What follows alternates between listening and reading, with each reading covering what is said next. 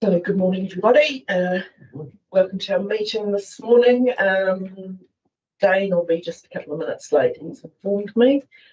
So other than that, there are no apologies other than Dane's lateness. So could someone move, please? Thank you, Caleb. Thank you, Kevin. All those in favour, please say aye. Aye. Against? Carried. Okay. Is there any other additional business?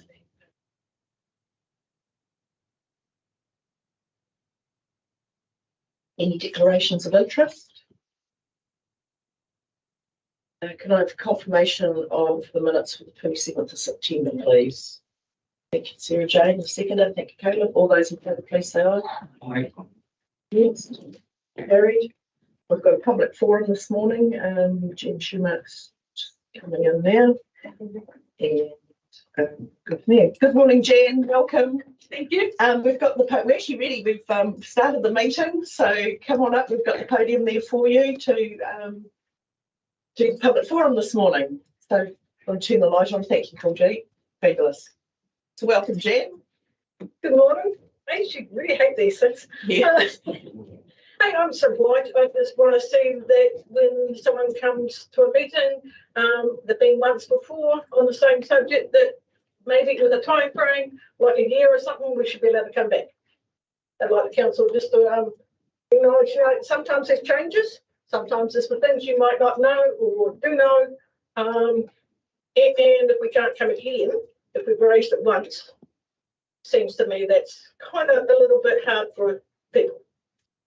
So I'd just like the council to think about it and see if that rule can be changed and there'll be a time frame for it. It's quite simple.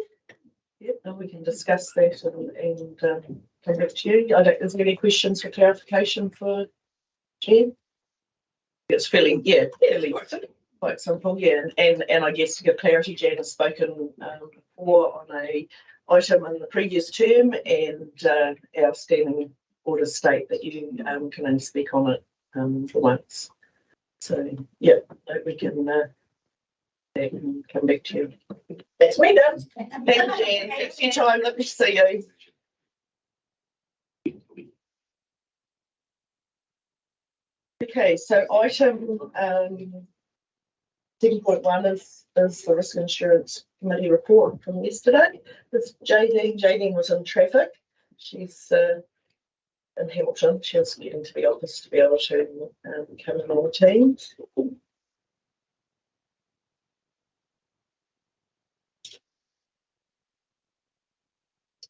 So we can shuffle what's one. Actually, we could. Do you want to bring Mary down? We'll move to item. Oh yes. Good idea. Oh, yes. Yeah, if you can just bring that out. While we have this break, I'd just like to thank you, Russell, for reminding me of economic business. Just want to acknowledge the passing of our previous mayor, Hugh Burko.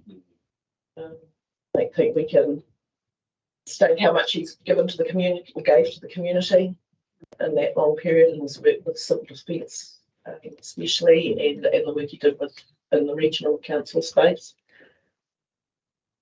Yeah, it's been a tough 12 months for the family.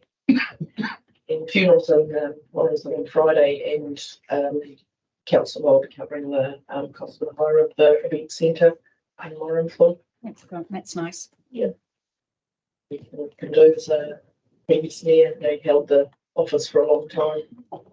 Was it 3 terms? Five. 15 years. Yes, that's just seemed to have been around. Yeah, and then of course we hold the regional council for another 3 terms, so he's given a lot to the community. So we can have a minute's silence if you like. I think you should. Yes. Yeah.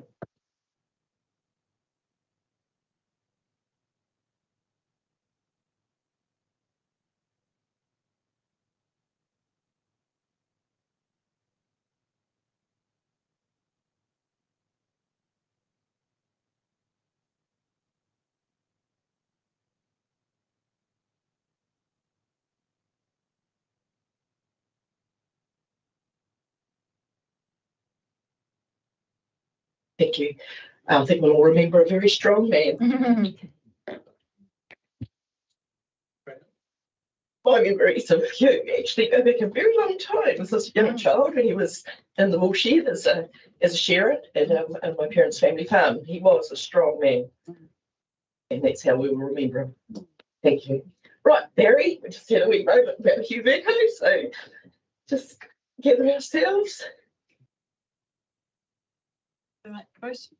Okay, so we're moving to item 7.4, and it's the public road naming for Piplin's Morley subdivision, Hampton Terrace. Thank you. Kia ora. Good morning. So hopefully a fairly self-explanatory report. It's about the extension of the Hampton Terrace section and the new naming for Third Strawberry Drive. We've got a couple of options as alternatives. I'll second. Yeah. Okay, so move Sarah Jane, seconded. Yes, So it's absolutely perfect. Yeah. Yeah. Okay. yeah, thank you, Barry. All those in favour, please say aye. Aye. Against? Carried. Easy peasy. Okay. Good morning, JB. Good morning. Welcome. Morning. And because we're running ahead of schedule too a little bit, so we're just jumped an item to pop that one before you came in. So welcome, and just like to present your report for our risk insurance meeting yesterday. Thank you. Excellent. Well done, team, on being on time and ahead of time. We had a great hui yesterday. We had a full agenda, even though the focus was predominantly on the adoption of the annual report. So I had prepared a bit of a chairperson summary going through all the different items that we did consider, but the main ones I'd like to point out are in relation to the annual report. So the Risk and Assurance Committee made some minor amendments to the annual report. We commented on a number of different things, but ultimately we received the draft annual report and summary, the audit opinions, warrant of fitness, letter of rep and misstatement schedule, and we agreed to recommend these to Council for adoption. And the other item I'd like to focus on is the report, or the Chair's report, in relation to the Chief Ombudsman for Aotearoa New Zealand forum that I attended, and the impacts that that has on local government, as well as the central government elections. There are a number of other items on the agenda that we considered, but I'm happy to take any questions. Kia ora tātou. And we had a great meeting, great engagement from our team. And I think the other thing that I'll point out in relation to the annual report is the Risk and Assurance Committee members were very complimentary of the MPDC team in relation to the work that they had done to prepare the annual report, and also the more streamlined approach to the audit this year in collaboration with Audit New Zealand. So now I'll stop and open for questions. Kia ora tātou. Thank you, JD. Any questions for our chair? It was quite a interesting morning wading through the papers for the annual report. I don't think we can. Heavy. Yeah, it was very heavy. Can't underestimate, obviously the work to go through it, and obviously you see those papers as well, and how much effort goes into producing those reports now from a staff perspective, and for the audit process. So you've got no, Kevin? I was just going to say, Cos, want to compliment Jane on her chairmanship. Those risk and assurance meetings are like on point the whole way. So some really good questions asked, and some good discussions allowed to be had as well. So congratulations. I think you're doing a great job. I think also JD also attends meetings online around risk and assurance, which is really, I think, assuring for us as a council, because it's always on what's on point for councils at the present. If you like, would you like to just give a little bit of a rundown, JD, of your last meeting? I think there's some, and what's coming up. No problem. So to your point, the Office of the Auditor General arrange for audit and risk chairs or risk and assurance chairs around Aotearoa New Zealand to attend forums on different kaupapa. And so I have attended forums in relation to LTP's consultation documents. The most recent one was with the Chief Ombudsman of Aotearoa New Zealand and his insights in relation to Lagoima Official Information Act and other things like that, and the role of the Risk and Assurance Committee to keep councils or the particular agencies that they represent safe. And the next forum is in relation to climate risk, so I'm looking forward to that one.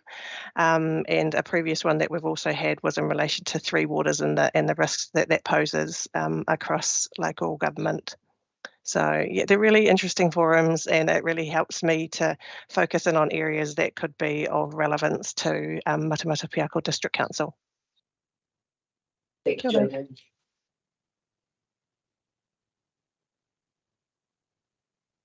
Yeah, so any other feedback on the? Sure, go to the motion, recommendation. I'm happy to move the information be received. Perfect, thank you, Caleb. Seconder? Thank you, Gary. All those in favour, please say aye. Aye. Against? Carried. Thank you, Jadine, and thank you for the work you're doing for us. No problem. Have a great day, team. Ka kite. Bye. Okay, thank you, bye. Okay, we'll go now to item 7.2, the adoption of the annual report. And we have Anne presenting that one. Ania, I guess. You come out to Ania. Yep. And we also have online Claudia and Renee from Audit New Zealand. Good morning, Renee. Morning, Claudia. Good morning. Good morning. Is it raining where you are? Everywhere? Alrighty.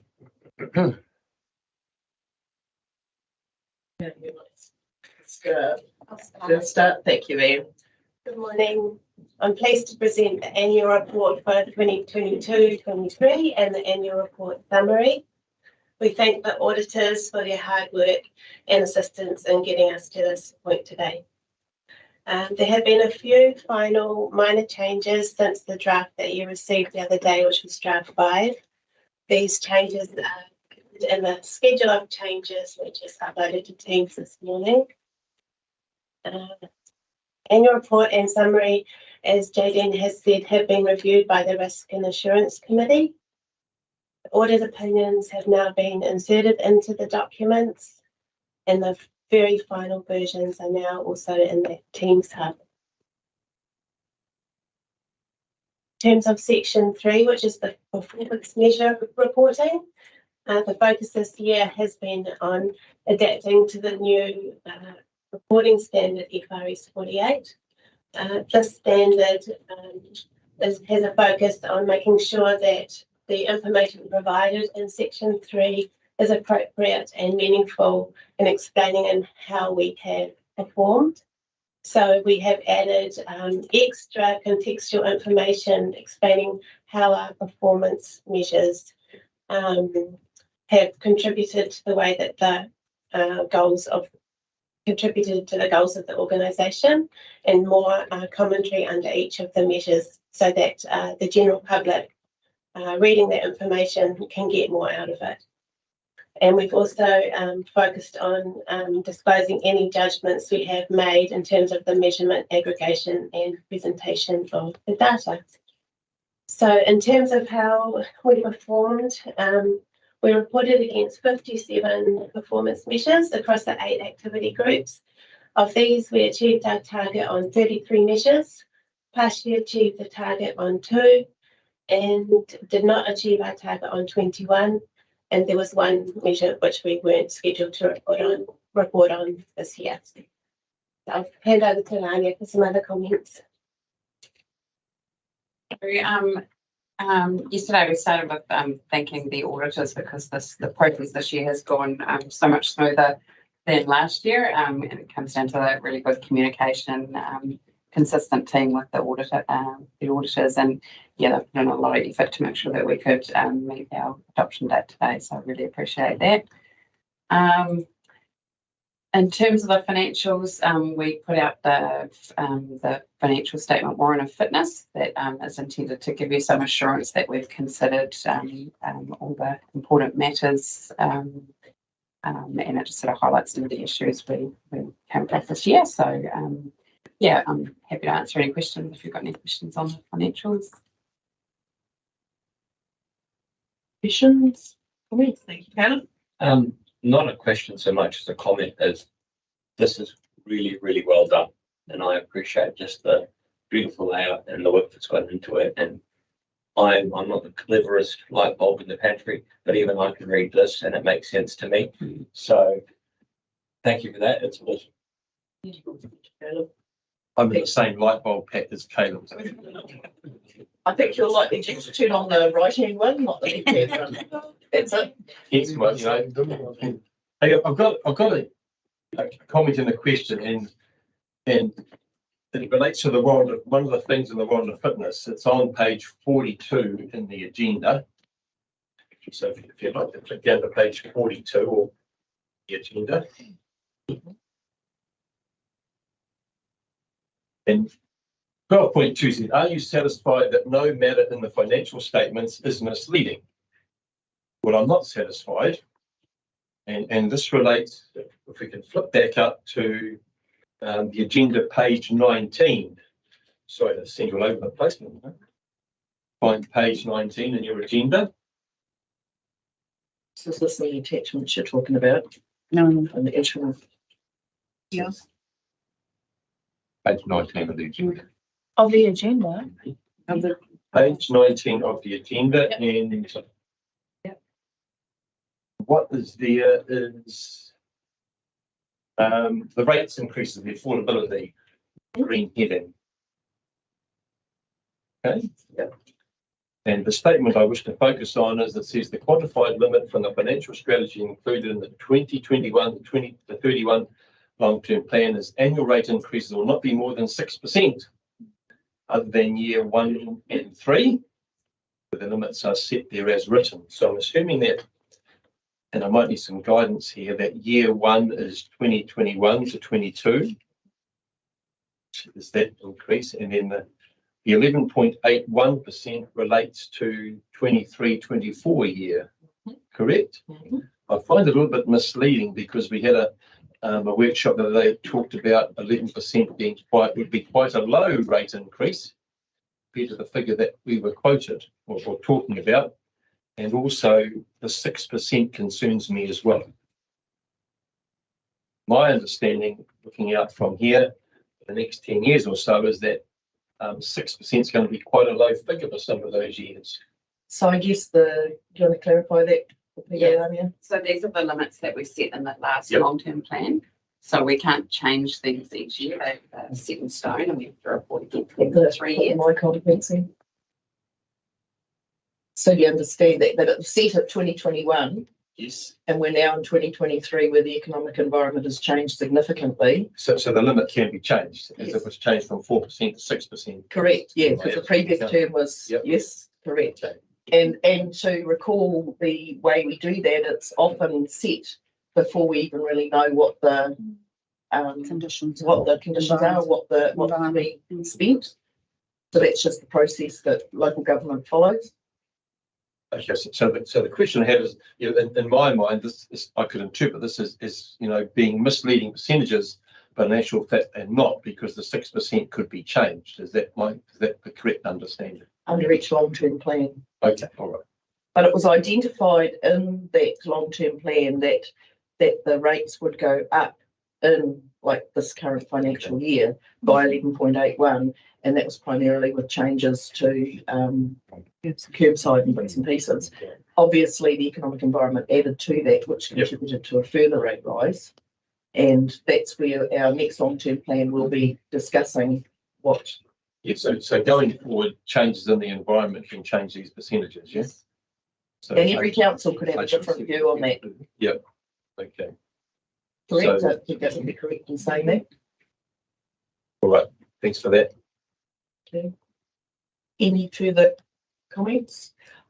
I guess the red flag for me was just our sustainability going forward and the trend going down on page 21, where you can see our balanced budget benchmark and the challenges we've been facing in recent times.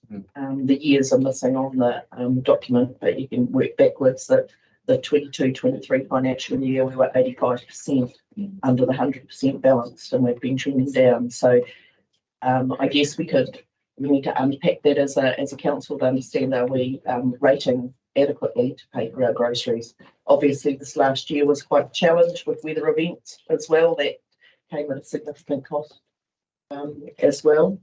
And it's when you lift the bonnet and look underneath the bonnet and see whether there are some highs and lows.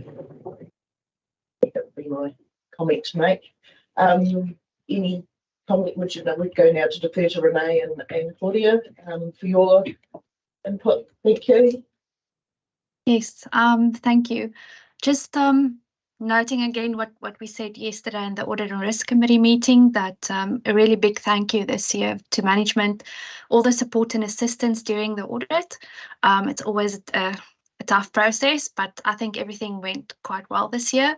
Our main audit focus was same as what was in the audit plan originally, just the management override risk that we always have across all our entities, the fair value of PPE, and also this adoption of the new FRS 48 standard across the performance reporting.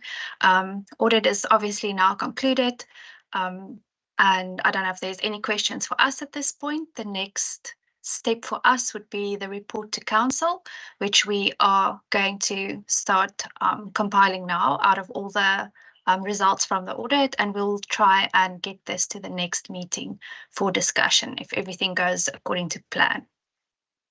Thank you. Thank you. And yeah, it's been really good to get this in a more timely fashion this year. I think if we continue on in last year's vein, we would have been all getting very frustrated. So no, it's great that we've got to this point. So well done, council staff in New Zealand. Right, are there any questions for the auditors? Alrighty. Oh, with that, would someone like to move the recommendations? Now, we just need to consider also number 5, that 5A, it says draft. It'll be final audit opinions for the annual report and summary. This needs to be changed. I don't think there's any other changes to the recommendation that is in front of you. If someone can move it. Thank you, James. Councillor James Sainsbury, and seconded Caleb. All those in favour, please say aye. Aye. Anyone against? Carried. Thank you. Big piece of work. Nice to get it behind you. I no doubt expect probably a busy Labour weekend doing some final hours. Oh, that's good. Good to hear. Thank you for your effort anyway. Well done. Thank you, Renee, Claudia, and we'll see you again soon. All right. Item 7.3. With Mark, with the Hatana Street Reserve Master Plan Framework Plan.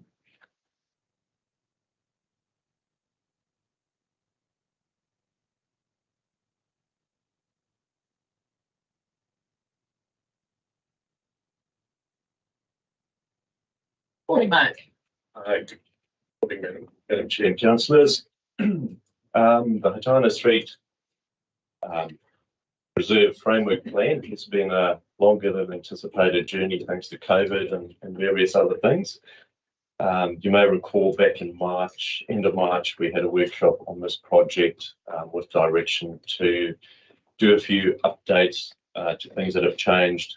For example, the roading layout, the latest arborist report, some speed limit changes, etc. And a couple of minor editorial and typographic changes.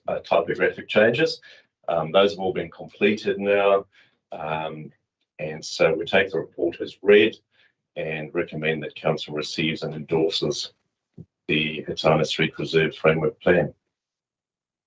Got any discussion on the options? I feel I should make a comment because I was very close to this all the way along. I think it's a great plan. It's puts in place some controls and some ideas of where we may move forward in the future. Not all of it is going to come on a very fast wish list. I understand that. But yeah, I think it does at least put it down so we know exactly where we're going for the future. So well done, Mark, and it's once again, it's a well put together plan. So thank you.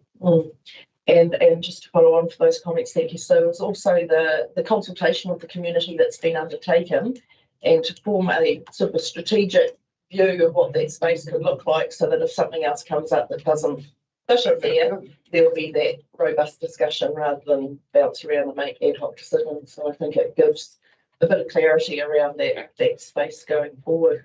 Mark knows I'm not that keen on the look of the toilets and where they are, but once again, that's about all we have at the time, and it'll be a long way off, I think. So, yes, yeah, but at least there is a framework absolutely for council to work towards, and the community know what the intent is. So, would someone like to move? I'll move the recommendation? So, what recommendation are you moving? That be adopted? Yes. Endorsed it, that we received the draft Hatana Street Reserve Plan, framework plan, and endorse it. Alrighty, and the second was James Sainsbury. All those in favour, please say aye. Aye. Anyone against? Carried. Thank you, Mark. It's a good one to tick off your list of work. Thank you, man.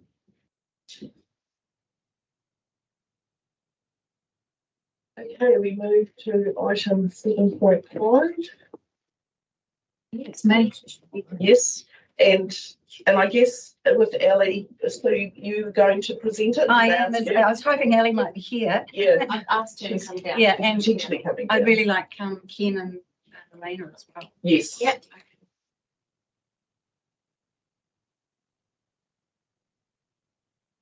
I'll come up the front so we're all. Yeah, sure.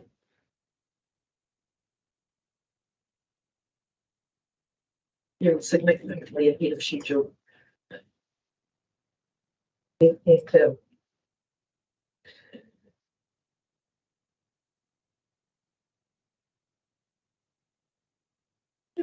So you've been in this role for a year now? Yes. And Got my presentation's back. right, we'll pop the light on. Okay. I believe you've attended a licensing hearing and recently to. Are they on your way? Yeah. Okay. I think just give us an idea. So I'm speaking to really 7.5 regarding the district licensing committee. So we have a recommendation for the reappointment of a district licensing member, which I will come to in a moment. But I thought I'd actually spend a couple of minutes explaining to you what the job is, because sometimes we don't realise what's going on in the background. So you know that we have a local alcohol policy, a LAP, which we've been through before, and that's really about the when and where, which not all councils have to have, but we do have one. However, the Sale and Supply of Alcohol Act 2012 requires council to have a district licensing committee to consider and determine new and renewal of licence, manager certificates, temporary authorities and special licences. So Adrian appointed me to this at the beginning of the term, and Councillor Russell Smith was appointed as deputy. We were both encouraged to sit our bar licences, which we put ourselves through, and yeah, that was a bit sort of stressful when you haven't sort of done an exam for a little while and they timed you on the exams, etc. But really interesting and very important that you had a good feel for what it was all about. On the committee is Ross Murphy, who we're talking about today. He is from Hamilton and highly experienced alcohol, I guess he's inspector. And we also have Alan Searseer, who we approved some time ago, and he is from the Bay of Plenty, which actually has worked out extremely well. I'd like to introduce you to Ken, who's not here, and Lorraine, but as they come in, I will introduce you because those are people who do work. So what do I do? My role is to do the final sign-off of any application that comes through, be they manager's licence, renewal, special licence, or things for shows, private functions, etc. And those applications have already gone through the Ministry of Health, the police, our inspector, the group community development. So it's a long process and incredibly thorough. some applications do come in late and Ken will phone me. So we try and work as much as we possibly can to allow things to happen. But at the same time, are you Ellie today, Ken? I'm Ellie today. It seems like she's just gone home sick. So You're on the numbers. We do work through the process. Sometimes it doesn't happen, and that's usually not from us. It may be that some of the other agencies are going against it. So that's what we do. And a few weeks ago, we moved from manual signing, which I used to do before or during or after our council meetings. So that was once a week. And so Lorena, who is at the back here, Lorena does all the work. She does all the hard work. So we have got the system worked out so we can do the signing online, secure signing online. So it helps Lorena's workload, and it's working extremely well, isn't it, Lorena? Yeah. So and obviously it digitizes our systems. It brings it up to speed. I also chair hearings. They come up rarely, and they can be very formal process. The alcohol industry has rules and stipulations, and more rules and more stipulations. And here's the handbook of everything you need to know. I did recently do a webinar, and they were quoting 6.1s and 5.2s and all sorts of things. So it's very intense, and alcohol is a very emotive subject for a lot of people. So the rules are in place. The thing that I really didn't know, that if you wanted to own a liquor business, it's not just a case of getting a license to open a shop. From then on in, you are regulated to a great deal. You are the Ministry of Health can come in at any time. Our inspector can come in at any time. They check whether you've got stock in the right place as per the regulations. They check that everything is absolutely online, on target, and that you've got the right product in the right place, etc. And of course, the police can do stings at any stage, which I think we've heard recently, where they went around the area and checked that, particularly off licenses, are selling to people of the right age and so on. And look, when you're busy, and which was one of the things, when you're busy and you're behind a bar, I'm sure that sometimes you actually don't get to ask what age somebody is. So, I mean, all I really knew was I sometimes got a little bit annoyed at the supermarket and they had to go get somebody to check my bottle of wine at the door, but that's the rules, and it has to be done. So the hearings, as I say, the police and the Ministry of Health can oppose any application, and the applicant may push to bring it to a hearing. I recently attended a hearing at the Hamilton City Council chambers. Very formal process. There was judges, there was lawyers, there was, a lot of regulations and quoting from this book here as to what it was. So really interesting for me. And it's not easy with the hearing that we did do. It's not easy when you are making a judgment on somebody's career path going forward, on their respectability to hold a license. And that's just what can be done. Somebody can question whether you are, if it happens, the right person. Yeah, suitability. Absolutely. So I've learned a lot in a very short space of time.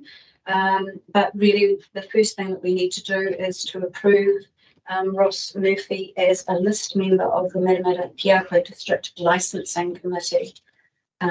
So you'll see that in your recommendation on 7.5, I do believe. That is the recommendation. Kevin, you'd like to move it? Seconded, Caleb. Thank you. All those in favour, please say aye. Aye. Yes, carried. He's an important member of the committee, having been the previous DLC chair. And a magnificent knowledge. His knowledge. Absolutely. And once again, as I said, it's very nice to have out of town people on those committees, which that makes it a lot easier. And I guess we should also at this time acknowledge Dennis Taylor, who used to be on the committee. He sadly passed away just a couple of months ago.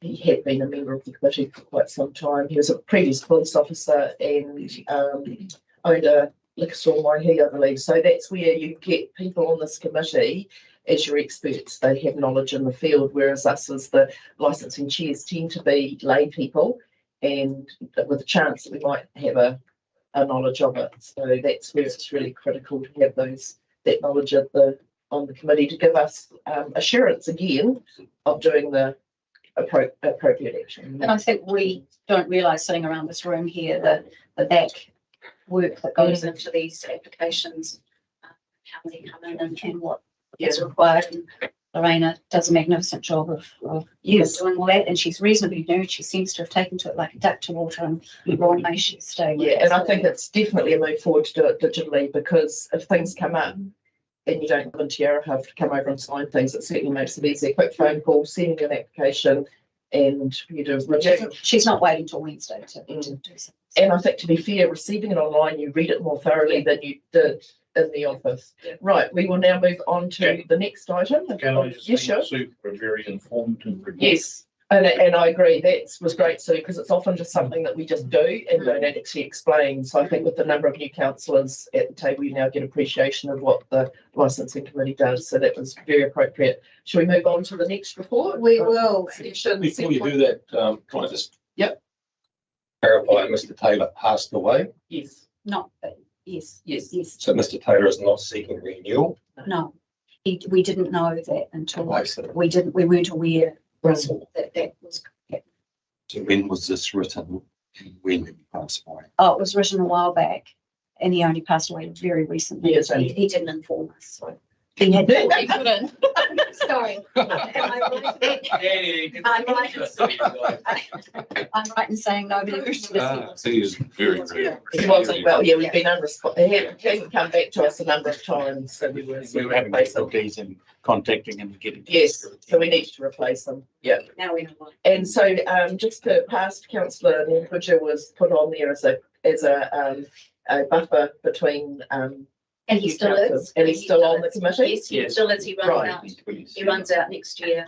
Each member stands for 5 years. So every 5 years we have to renew them or find somebody else. Yeah. And just recently we brought on another guy, Alan. I can't really. Fair. So we have sufficient numbers now. One of the problems we had was trying to get people so that we could get a hearing held, but we've got sufficient numbers now, so that's good. Perfect. Right. Item 7.6, Regulation 19 report. Okay. And this is really where Dennis knows the numbers, of course, that it's required to be, this report is required to be reduced every year. And the recommendation is to continue with our statutory alcohol fees. You will see, of course, in the report, it's not a profitable business that we are involved in here. You don't need to get too much of a calculator out to realise that it does certainly cost us to run this service, but it is part of what we do as council. And we'll take you to the graphs at the back because they're quite interesting. The bottom one, as you can see with the specials, COVID affected everything, as you can see. So there's a lot more confidence back to do those specials. And we're up to really 60 in total. 60 in total. Yeah, 60 in total for 2022-23. Our managers, pretty much static with managers, they come and go and turn over. Every 3 years. Every 3 years, so they renew, And for honouring officer, okay. So really, from what I gauged, we are sort of $100,000 it costs us to provide this service. But it is what we do. Yeah, and I guess to highlight with the specials, that's where we don't really charge a full rate for, and the specials should explain it for clubs to be like bowling tournaments where they'll have a bar, where some places will have a wedding and they'll need a bar. There's those sort of things, and there is a limit of how many you can have in a 6-month period, and blanket in a season for theatre with a show where they're selling a few glasses of wine and beer. So that's where those sit. So we sit at a deficit of about 100,000 which is basically that sort of thing. Assuming our costs will actually come down now that we've extended the number of specials that they can have in that 6-month period, so they'll come down slightly or. Not significantly. So that, I No, wouldn't think so. not significantly. I think the issue around this report, this section of Regulation 19 report, is that currently all our fees are statutory fees. They are set by government. We can change that by having our own bylaw, and we can develop a bylaw that sets those fees. Now, most of the time, and over the years, we've looked at that, and we don't really believe that there is much benefit in going and changing to a bylaw. And we find that staying with the statutory fees is pretty much what everybody's doing around anyway. And so most of these licensed premises expect this is the fee they're going to pay. So other than that, yeah, it's just an annual report, as Councillor Whiting said. We've just put that up and put it through. And if there's any questions, I will try to answer them. However, I have to say, I wrote the report, so Some time ago, so yeah. I to comment. Any. What's the difference between special class 1, 2 and 3? So it's just the type. For instance, if you're going to have a thing that we had out at Morrinsville where there were cars skidding around concrete pads and there was 5,000 people turning up, that would be very high class, as opposed to your local dramatic society that sells a couple of wines at half time. So it just talks about the different types and Size of the event. size of the event, effects and so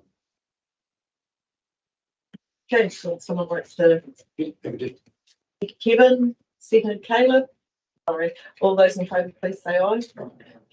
Thank you, Scott. You've enjoyed Yes, no, it was very good, wasn't it? It's a tough read. It's a tough read. It's a tough read. You look for the executive summary, Pete. Just to share with you, for education, for the first 40 years of our colonial history, there were very few regulations on the sale of liquor.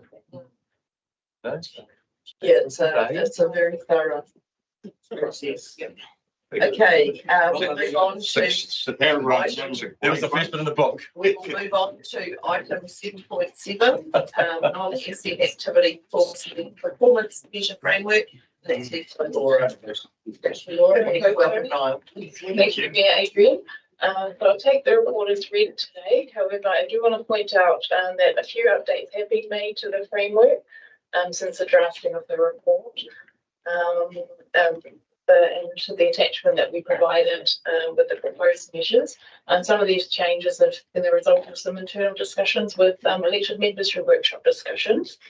So hopefully I'll just bring them up here. So for the libraries, the library visitor number is proposing to change the target to from within 5% of the 5-year average to achieving or exceeding the visitor numbers for 22-23. You'll see that is quite a stretch target for the libraries. It's not numbers that we have achieved before if you look at performance over the years. So they have a program of improvements alongside this to increase numbers, such as events, workshops, and community events to provide lifelong learning. And also the measure's been updated slightly to include more virtual numbers, and that's in alignment with the Public Libraries of New Zealand definition. So that's a couple of changes to that one. The emergency management measure is set by the Waikato Civil Defence Emergency Management Group, so that's going to remain the same.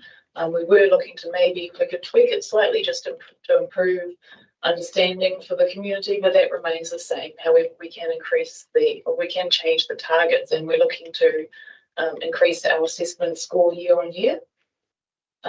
For community leadership, so we discussed this item with our Risk and Assurance Committee yesterday, particularly around the measure for tangata whenua involvement in the decision-making process. So they were talking about potentially the level of service and performance measure are not quite in alignment. So we proposed a change to this. Talking more about, referencing mana whenua in the level of service that's reflected in the performance measure. So we've just We'd also like to seek some feedback from Te Mana-Whenua on this measure, so we'd like to continue our kōrero with them around that one. And the rest of the proposed measures are as stated in your attachment. And I just want to note here that the measures are still subject to change. Of course, we have the budgeting discussion still in train, so there may still be tweaks here and there. And also a general note that any measures that are based around our customer survey will need to be adjusted if we, that's another issue for discussion today, if the rating scale is amended, that's up for discussion next. But if there are any questions maybe around the measures first, then we can move on to the discussion about the rating scale. Any questions? My recollection yesterday was when it came to the Te Mana-Whenua forum that you had those two options, but there was a possibility that you would have both of them. Yeah, I don't know if there was actually consensus achieved around that. I think certainly, yeah. What I'm saying is I don't think we got a consensus that it should be one or the other. No. How can we adopt A or B when there was no consensus? Yes, this was at our insurance meeting yesterday where that's sort of highlighted. I guess the thing is we can, this doesn't have to be set in stone and adopted today. This is something that we're intending to do, and that you can go with and yeah, because it needs to get that sign off effectively from the forum. Yes, yeah, I agree. Yeah. Any other option one basically status quo? I was on the same perception yesterday, so option 2 is like adding on to what's already happening anyway. Because they're satisfied with what's happening in option 1, add option 2 into it as well. And I think to add some clarity to that was that in previous terms, our Mana Whenua Forum met 4 times a year and they were receiving information. They weren't participating in and having the opportunity to participate in decisions. They were receiving the decisions that council had already made. So by moving out to potentially 6 meetings a year, assuming we had a quorum at all 6, that's every 2 months. It gives a pretty good opportunity for participating in the decision-making process. That was the intent. So 3 has to be reworded if we're going to adopt it. So, because I thought option 2 was formulated because there was a lack of, survey completion from option 1. I think, yes, that is the issue. So we need to think internal work around that to ensure that is actually meaningful. If you have 1 or 2 people filling out the survey, then it's not. It's not a meaningful measure. Yes. No, good point, James. Yeah, no, I was just going to add to that, which I guess there's that default problem. Even if the survey's well implemented, there's only a limited number of people that can participate. So if you only have responses from 1 or 2, it's always going to. It's whether. I guess my recollection was, as Sarah Jane said, the question of whether any meaningful result could come out of the survey simply because of the limitation of the sample size was why I thought we were considering option 2. But if we're not in a space of being on the same level, then maybe that's something that needs to be parked. But I had, that was my understanding, and certainly I was coming into this prepared to go with option 2 because of that. But if we're not in the space to do that, then I think we probably need to revisit it outside the meeting. I think there was concern in the kōrero yesterday with the Risk and Assurance Committee that it's not a comparable measure. The number of meetings is not a comparable measure with the satisfaction survey. So they didn't seem particularly comfortable with the replacement. So I think whether there is an option to have both. Is there an option to come up with something else, perhaps? Yeah, I'm happy with B. I'm happy with B. Yeah. Gary, would you like to add to the kōrero?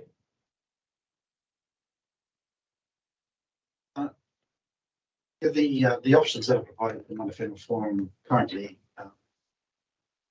don't serve any purpose on the basis that the documents that Mana Whenua have been receiving have been for information only and no real meaningful ability to make any difference to those agenda items. And so all of these, the ability to appreciate, is having a Mana Whenua Forum is really the ability to be able to have some influence, meaningful influence over what is on the agenda.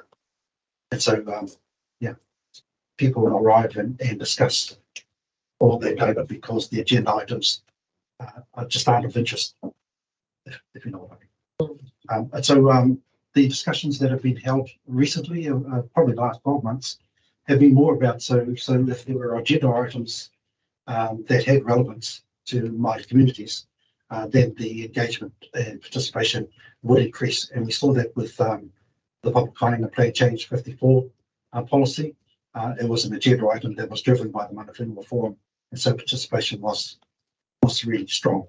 And a lot of the iwi actually came back to the table who hadn't been there for a number of years because there was something positive for the Māori community to discuss.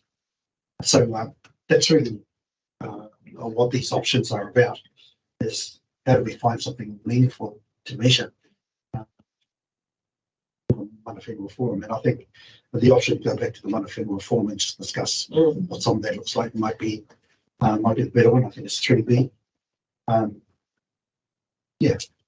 the back of that is probably the presentation that Mana Whenua Forum had made to council recently around Māori aspirations and being able to, in some way, to articulate what progress against any of those aspirations might look like over the next three to 5 years.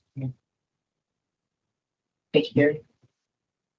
The only thing I would say is that the option 1 measure, the survey of Mana Whenua members is around the wording is, do they feel recognised and have meaningful involvement in decision making? So potentially that would reflect, hopefully, their satisfaction with involvement in public Kāinga or other work streams. So not just the Mana Whenua meetings per se, but within broader, broader processes. Yeah, so I guess you might say that option 2 is, by having 6 meetings a year, is a way to have meaningful involvement. It's a way. It's not how. It's But I guess if we could put that on a Mana Forum agenda. Yeah.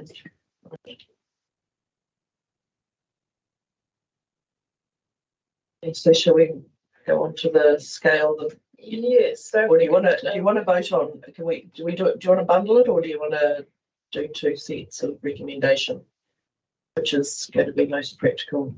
I think if we do 1, 2, oh no, we must bundle it together. Yeah. Okay. Right. So the rating scale. The council have expressed a preference to amend the rating scale for the survey. Which to simplify the data capture. We have identified some general risks around this, which is noted in your report. So we've spoken to our survey provider. They've also provided us with some written comment, which was we'd like to table at the meeting today. I do have some hard copies if anybody needs. That's from Versus. Yep, from Versus. So you'll note that I'll just pass them around if that's okay. Some of us will have read it. Yeah. We can see, but yeah. Oh, thank you. Yeah. So you'll note that their recommendation is that the current scale is retained. However, if we were to change, they recommend to move to a 4-point scale. And this does differ from the recommendation in your report, as we were previously discussing a 6-point scale with somewhat satisfied, somewhat dissatisfied. That may be challenging to administer over the phone and may be confusing for respondents and is likely to add time and cost. So Versus recommend that 4-point scale up there, which is very satisfied, satisfied, dissatisfied, very dissatisfied. Also recommend to include the option of don't. If somebody says they don't, like it's not exactly an option, they don't mention it, but if somebody doesn't know, They recommend that, that is a legitimate response. And it's the council's decision whether or not this should be included in the overall percentage of satisfaction, or if it's just mentioned as like an additional point. Yeah, so very happy to take questions. Laura, the don't knows are skewing the result, aren't they? The don't knows is very small percentage. Because I can see that. Go back to where you were. I got an A in my big research. Circle there, which is the neither nor. So 2023, that was 35%. Yeah. So you don't knows are skewing. The only problem I can see. No, there is a don't know. So I know, but it's skewing the meeting result. Yeah. So neither nors are skewing it. They're neither nors are skewing it. So it's just potentially that don't know group could become because so on the 4 scale we don't have a neither nor don't know. Yeah, so the only way is to remove. I think that's great. But will those people go, oh yeah, I'm satisfied? That's we've asked Versus for their advice on it. Best guess as to what might happen. They advise that it is likely to go to the satisfied answer, but we can't be sure. Yeah, that's kind of from their experience with the councils. May have people that go to the don't know side of things if they really have no opinion. It is really tricky if for people that don't have experience of the service, they might not really know. So it might not necessarily be an accurate representation of. So what I'm saying is, can you get rid of, even if we kept it in there, can we just get rid of that when the results are through? So it's not skewing it. That's what I'm trying to. Yeah, that is. So you've got a definite answer.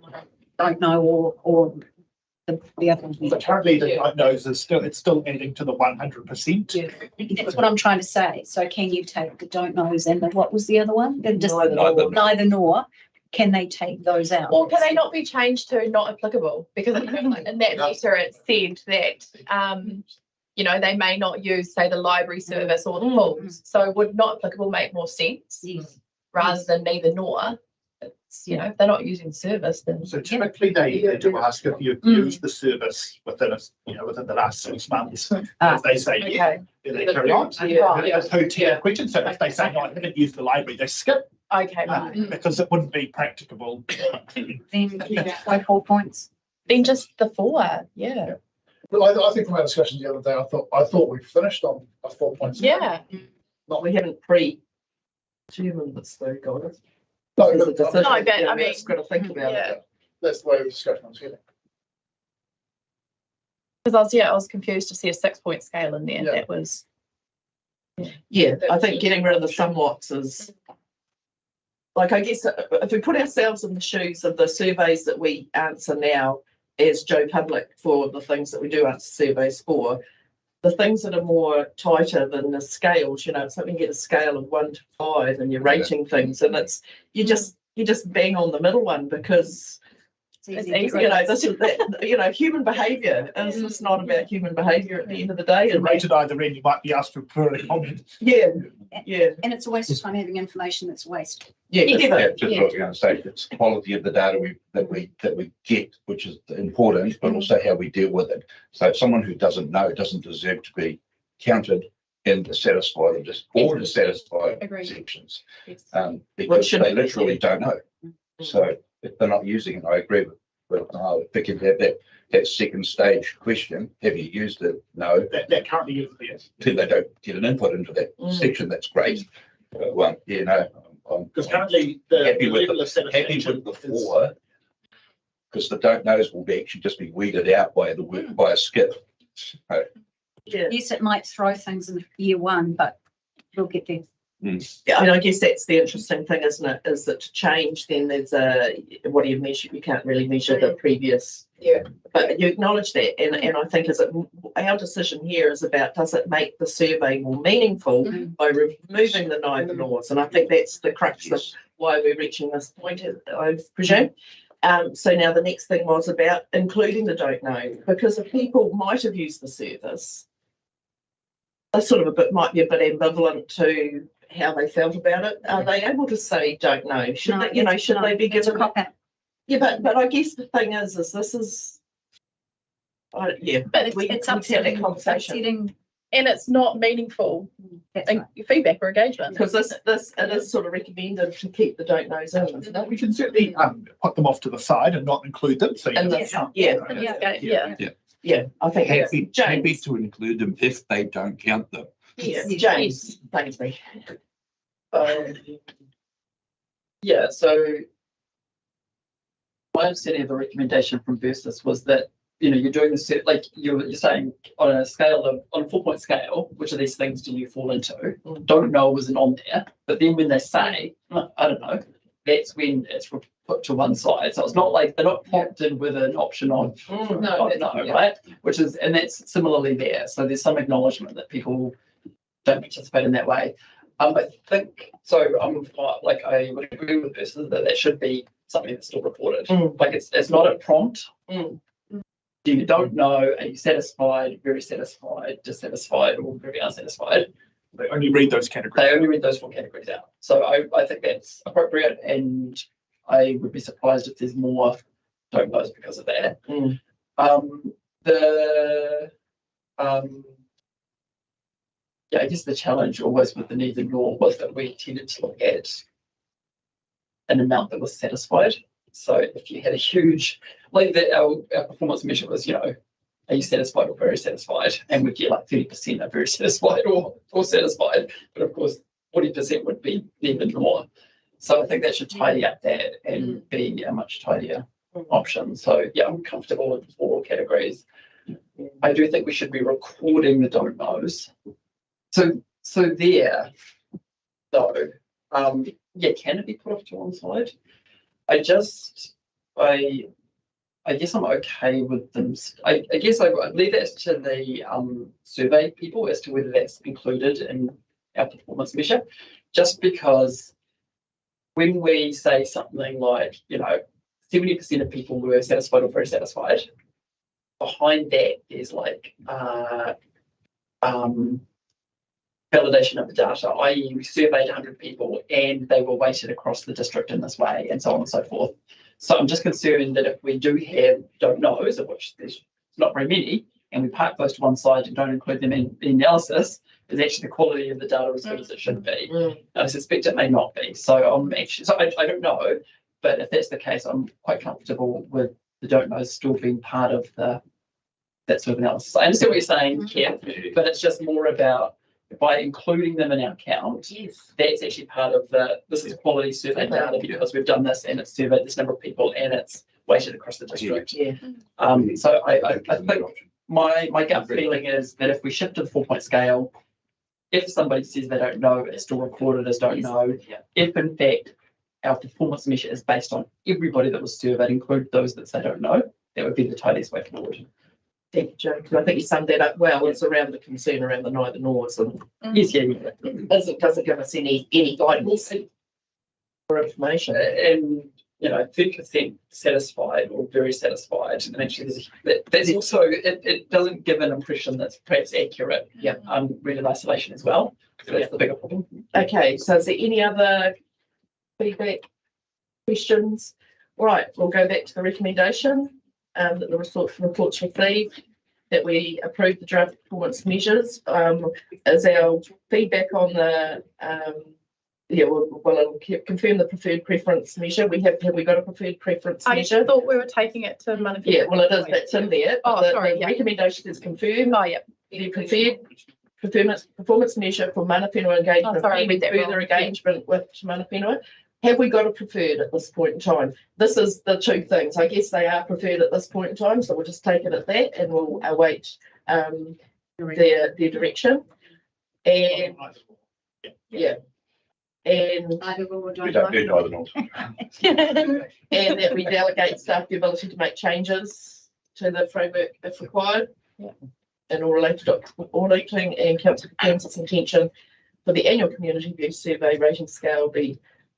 Yes, so A obviously change. B. So we're going to go with B. Would someone like to move that recommendation, please? No. B without don't know. No, without neither nor. Okay, but they won't ever read it. No, there's no need, no neither nor is B. Yes, there is. Oh, B, it's a 4-point scale. We want. So for A, this is changed, it's a 4-point scale. Yeah. Very satisfied, satisfied. Oh, sorry. Very satisfied, satisfied, dissatisfied, very dissatisfied. Yes. That's it. Sorry. And Yes, that. Happy to Don't move know. and don't know. Isn't it B without neither nor? So essentially, with the rating scale for the annual community survey be updated to a 4-point scale. Very satisfied, satisfied, dissatisfied, very dissatisfied. Apply for the financial year 2024/25 period. Don't knows will be documented. Don't knows will be acknowledged in the survey. Yeah. Or something like that. Or if you don't give them an option to say don't know, then they won't be recorded because they won't be. Yeah. Maybe we start to look at how many are recording don't know.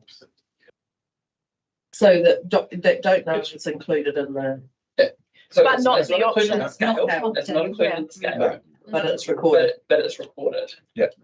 So my understanding of they can skip that question, then they don't know. They don't know. I guess. my B understanding, without the neither nor. I guess we just need to clarify that, but my understanding of the survey process is, Yeah, But it's got don't know in there, Jane. Yeah, I know. We're saying that Jane. I agree. We're just going to get clarity here. so Laura, my understanding of the survey process is there's a phone call.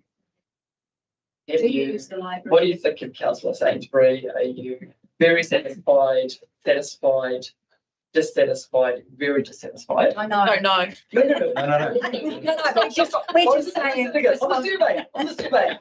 Yeah. And then the person says, I don't know, then it's just recorded as don't know. Yes.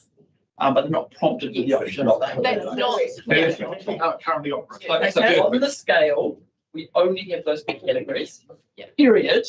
Yeah. Don't knows are also documented or something. Also, but then the recommendation of verses was that we do actually record it when they say don't know. Yes, correct. And also, So, do I have a recommendation from versus was not to change the scale as Yes, well. yeah, I know. So I don't know if we would like to receive the letter and the recommendation. Is the letter public? Yes, it is now. Oh, it is now. Well, that's part of the report and information is received. Okay. Yeah. We'll just change it to. So as part of that recording of the don't knows, will we count them as part of the overall? I think you would have to, I think you'd have to talk to your research people how they handle that they will know Yeah. what they do. I think James made a valid point that it does. So I'm assuming Well, there's 400 people. Yeah. And 5 people say don't know. They need to be included. You can't just do a. So my understanding is that there's Percentage of the that's remaining. probably why they're saying record the don't knows. Yes. And I think it's probably about the overall validity of, but that needs to be confirmed. But Because your data set, if there's a lot of don't knows, then you discount them and that's you're working with less numbers. yeah, But they can't be added to satisfied or dissatisfied. No, they need to when be the on data their is own. put out there, Yeah. because they're not relevant. I think Yes. your research So company So to will know. 4-point system, happy Yes. to run it. okay, Happy so to we're move going with But anyway. the 4-point scale of very satisfied, satisfied, and dissatisfied, and very dissatisfied.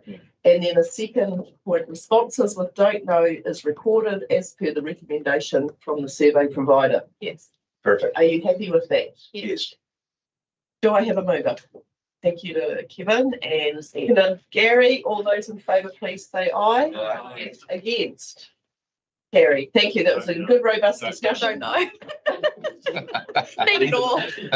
Court jester and- Right, we'll now break for morning tea. Oh, just and now, okay.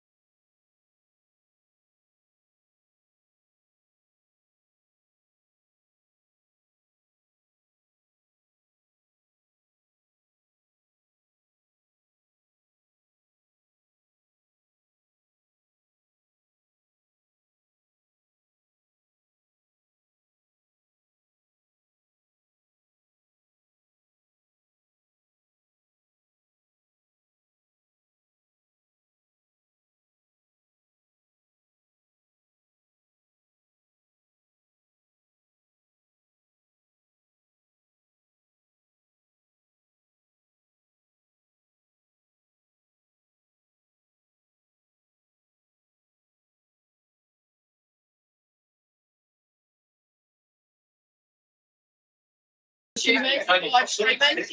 Okay, we're live streaming. Yes, team, please. We got up front. Yeah. Yes, You do okay, the same. item 7.8 is, oh, not item 7.8. 7.9, with Dennis and Steve, the dog control annual report. Thank you. Thank you, Madam Mayor. We are required by law to provide an annual report every year. So this is the same report or similar format to it that we've always done. Provides all the information around the 22-23 year. So we put it all together for the, now it just has to be adopted. And if council is happy to adopt it as it is, then it gets publicly notified for people to be able to have a look at it. So I'll take the report as read, and if there are any questions of either myself or Steve, then please do so. Questions? Could you please, gentlemen, this is the one question, and it's probably for my own clarification more than anything. Can you define what a responsible owner is? Because someone who loses their dog once might be like, oh yeah, but I'm a responsible dog owner. So how did you come to that definition? That definition. Right, so seeing as you are a gentleman, I'll pass it on to Steve. No, it's a $15 rebate we give to dog owners who have suitable fencing for their dog. Okay, if they only have a little wee dog, they don't have to have 2 metre high fencing. And providing we've had no justifiable complaints during the year. Justifiable as barking, wandering, aggressive behaviour or anything like that. So they apply to us, we go around and check out their properties and we give them the rebate. Years ago, we never used to do the property inspections. We just had a evening or time and we went through a video and asked a few questions and they come into the council office and we gave it to them. But then we're finding people were still just tying their dogs up to the old baler or tractor in the canker loop. So then we decided, well, we'll go and do a few properties and make sure they've got, they can have kenneling, they don't have to put them in it. Okay. Hundreds of farmers have got their dogs and sleep on the back doorstep at night. So, but that's what we have it for. Mainly the people in town, but then the rural people decided we wanted as well. So that's how that come about. Yeah, so we used to have a test that they had to pass and get 4 out of 5 for, but it was multiple choice and it was pretty simple. And so we looked at that and so we said, well, it's really not much of an idea about who a responsible owner is. And the best way of looking at they're responsible is look at their property and see, you know, what's going on there. And so that's why we put the property visitor. We have a lot of people say they're responsible on this, but next week we've got their dog in the pound. Yeah. So, yeah, dogs do roam. They do. And at night they patrol their turf, and it might be the neighbour's turf as well. So yeah, that's how they work. I just have a question just around 2.3, the dog exercise areas. 2.3.2 says exclusive dog exercise areas will not be provided. Now, do we not have 2 areas now that are exclusive? They are provided. Yeah, I think that question was brought up last year too about it, but it's just public demand. You know, they wanted them, so we put them in. Yeah, that's right. And one in Te Aroha, yeah, one here. We haven't got a specific one in Warrington, but they use the rec grounds, the polo fields, and everybody seems to be quite happy with that. But yeah. Yeah, that's probably the only thing that's in this document. So that's will not be provided. So that's just directly out of the report, out of the bylaw and policy. Right. So we haven't changed that. No. Changed that. So it's a little bit like annual plan. It's a technical criteria. Yeah. So though we do have them now, when the bylaw was written, it didn't have them. Yeah. So that's the technicality of the difference. Yeah. Yeah. So that's what I could have done is I could have. Perhaps I just was seeing whether I could have made a comment in the operations that we now have those, but I'm not sure that I did or I didn't. I did this. Well, would it be possible for that to be added, just for clarity? Just because you know, people do read this document and they say, well, what are those 2 areas that the council have put in? So I think for clarity, perhaps that could be some feedback that certainly added as part of the resolution. Yep. Any other feedback? I have been asked a couple of times about a exercise area up the top of Studham Street, the new subdivision up in Lockerbie. Oh, Because people are walking their dogs up and down the roads, around the playground and around the cafe and that. Whether that ever comes to, it would have been a good idea to do one when they were developing it. I did mention it, but you know. everybody sounds dogs, but I guess it means everybody takes their dog there. Well, only little sections, you know, half the size of this room. Yeah, well, that's why some retirement villages you're not allowed to have pets. So Yeah. Yeah.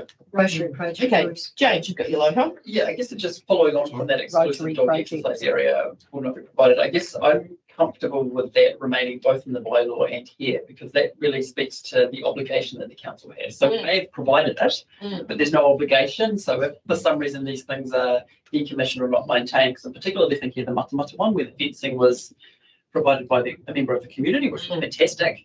If work needs to be done there and it's a huge expense, I don't know what that would look like. So I'm actually quite comfortable with it being reported as is. i.e. exclusive exercise areas will not be provided. And then probably the follow on from that would be just over here, there's an area that's fenced for dogs, and then there's another whole area that is off leash in different ways, shapes or forms. Like that count as an exclusive dog exercise area. So I guess it doesn't, my point is it doesn't matter. This is really about the obligation of the council. And as far as I'm concerned, the council should not have an obligation to provide an exclusive dog exercise area. So sure, we can have a note in the report somewhere saying that there are these two areas currently, but are they exclusive? Like, what? Maybe just change it to, we have no obligation to provide a designated. Yeah. Well, this is I can have a look at some weddings in there and just check around what exclusive means. Yeah, basically dog exercise. I know the bylaw lists 3 or 4 different things in there. Exactly. So my question would and be- just make a comment around that we do have these guns currently. But that leave it there. Yeah, my question would be, what is exclusive? Yeah. Peter. Yeah, just to educate me, it's got here, complaints received, aggressive dogs, 44 total district wide. So what do we do with if there are sort of repeated complaints related to the same dog, related to the same aggressive dog? Is there any action taken to sort that out, or? So I guess the first step is that if it's considered to be aggressive, it's either described as menacing or there's 2 levels of Oh yeah. menacing. A lot of them people ring up and say the dog is aggressive, but the dog will run at the gate, barks and snarls. So there's no real issue with it, you know what I mean? It's not running down the road. These main ones that are on the report are ones that have actually chased somebody down the road or attack. Or say, attack will be a different category, but mainly come out off the gate, off the property and bark and snarled at somebody. And so an ongoing complaint is, and if it's particularly bad attack, we can classify it either as a menacing dog or a dangerous dog. And that requires them to be muzzled in public and all sorts of things like that. The Act also allows us to, if a person has more than 3 infringements within 2 years, we can disqualify them as a dog owner. And we did that just recently and removed the dogs from them. So there are processes that we can go down as we move down. Which is expensive. Well, it's expensive to go to court. Fortunately, with the infringement notice issue, that's not expensive because we issue the infringement notice and they've got to pay, which they seldom do. But we can go down the path of just going and taking the dogs. We gave them a week notice to put the dogs somewhere else. They didn't. We took them and we actually rehoused them again with family, but with the parents that were more responsible. And are now looking after them, and so the problem's being resolved. So Councillor Tappan has alluded to this issue, Steve. Do you know the difference between a lamb and a dog? lamb and a dog, sometimes. The above figures include 1 lamb impounded and returned to the owner. Yeah, it was impounded on a booty over Matamata Way, and the owner claimed it a couple of days later. So obviously we do impound stock. Yeah, so obviously as animal control, we do impound stock. We've had goats, which are the biggest thing. We've also had to deal with pigs, horses, cattle. Very cute. At least will be easy to pick up, Steve. No, couldn't catch this one. That's why it stayed on that guy's property. And the goats also provide dog food. Yeah, it was probably Christmas dinner. So. You really answer my question, Dennis, but if you've got a Joe Bloggs owns a dog, he's a crack dog owner, and you go, right, when you're not, and then Jane Bloggs, the wife says, well, now I'm the owner. Dogs are still a problem. What happens there? Yeah, look, that's a real issue, and we've got a particular issue regarding that, and a person has been disqualified from owning animals by the SPCA. Yes. However, another person who's a friend of hers is now looking after the same dogs on the same property. Okay. Who owns the animals? And I'm not talking dogs; these are all animals. And the SPCA can't do anything about that because theoretically she's complying by what the court imposed on her. And said that you can't own animals. She just says, I don't own them. I said, yeah, this person does.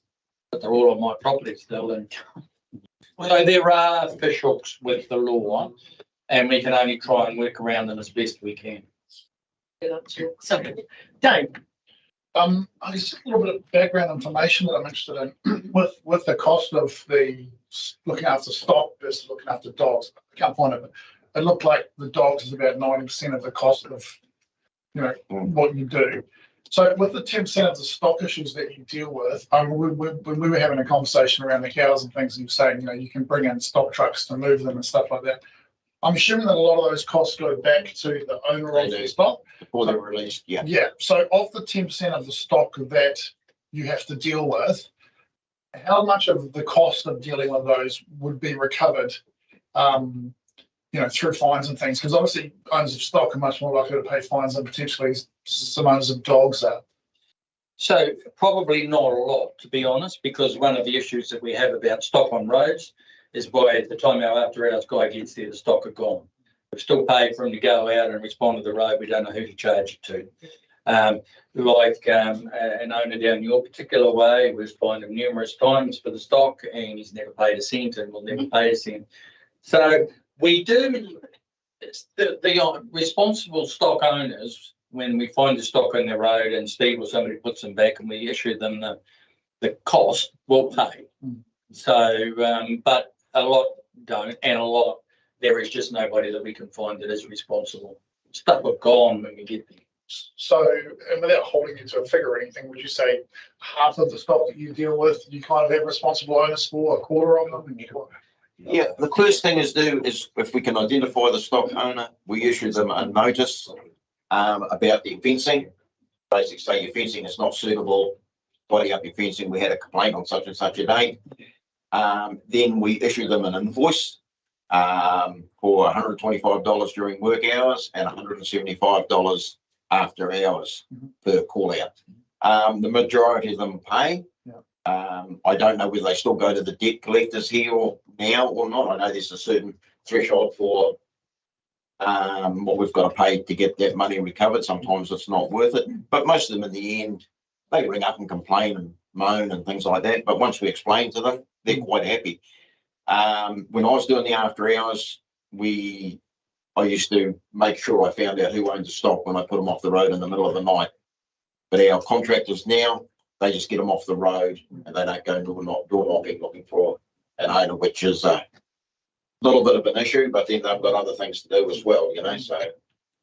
Yeah, well, it's a safety element, isn't it? At the end of the day, you can spend a lot of time running around trying to find an owner. First priority is get them off the road. Get them off the road, yeah. And if they tell us whereabouts they are, Steve can always go and look next day and talk to them and have a look at the fences around there and see if we can identify where it might be. But look, if I had to put a number on it, I would say probably 50% is on the high side. Any other questions? I guess obviously over time it's getting dearer. There's the actuals the year before was 120,000 and the actuals for last year was 156, so it is definitely moving up, and respond to that. Certainly in the just to forewarn you, but in the upcoming LTP, I'm probably looking at at least a $10 increase in fee. Just to meet costs. And that doesn't include the 20%. That's just still with the 80%. Alrighty. So would someone like to move the recommendation in the drug control report 2022-23 be adopted and publicly notified, and just to clarify the exclusive dog area? That would be great. So move James, seconded Russell. All those in favour, please say aye. Aye. Against? Carried. Thank you. Nice to see you, Steve. Yeah, you're in and out of the rain at the moment. You'll be ducking in and out between showers. Yes, yes, it's not so bad in Lawrence, it's worse over here actually. Yeah. It's always good in mine. Good to see you. Thanks. Always good in mine. We'll do Laura's one of these. Mark's busy, he's Yeah. all right. He's okay, okay. So we'll go back to item 7.8, which was the non-asset activity management plan. Laura?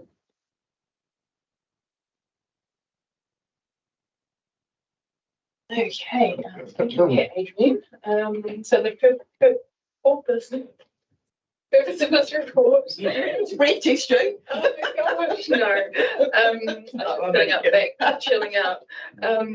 Yes, so the purpose of this report is to seek your approval in relation to the key components of the activity management plans.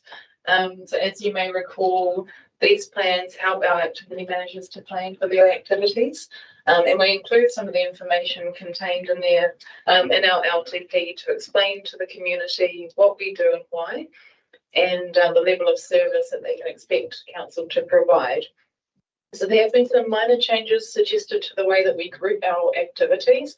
That's detailed in your report. So they include minor wording changes and also looking to incorporate car parks and street furniture into the parks and open spaces category. And also a key part of the information that we provide into our LTP is the intended level of service provision for the activities.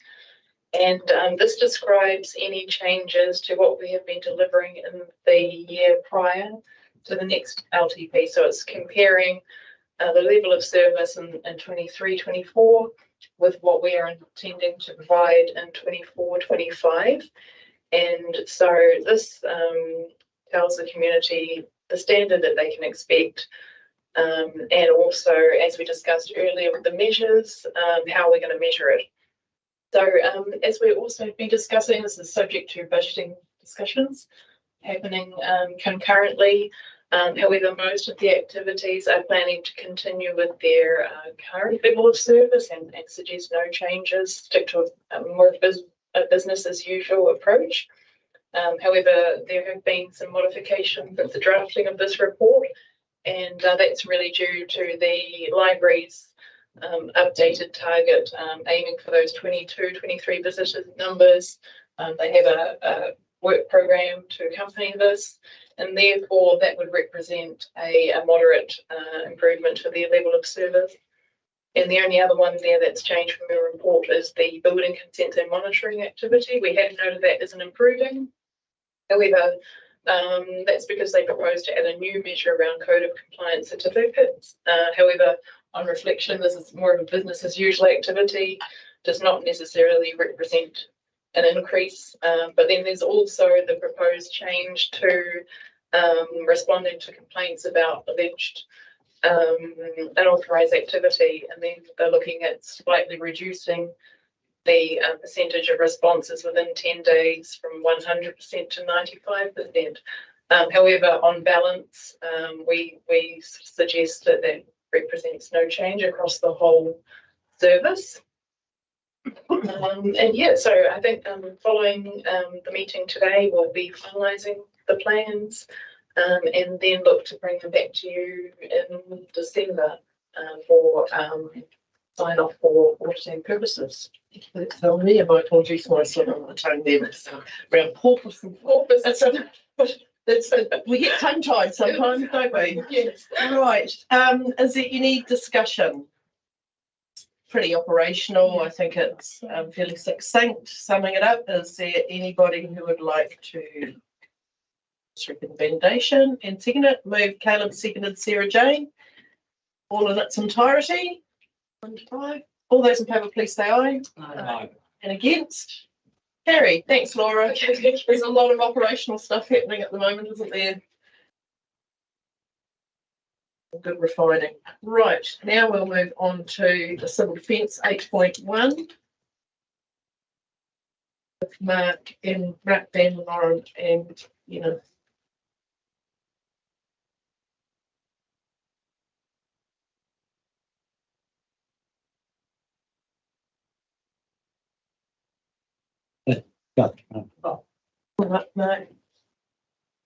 I don't look front.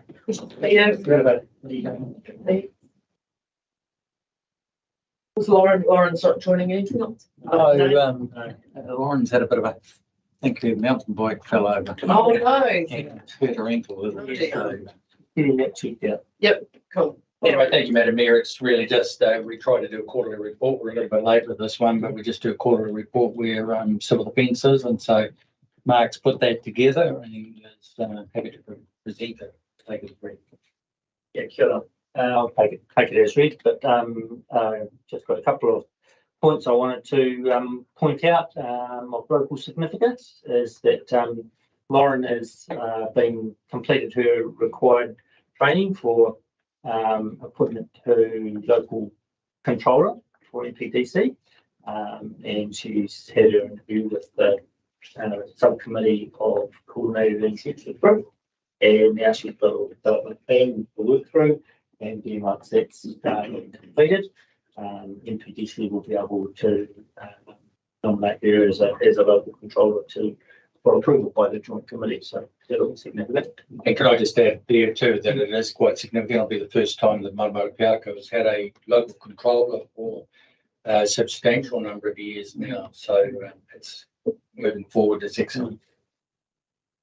And also at the last joint committee of 11th of September, Tamara Kingi was advised as being appointed to the role of the local welfare manager. So that's also another significant appointment and quite an important one. Although it's not a statutory appointment, it's supposed to be about that the joint committee likes to be advised of them.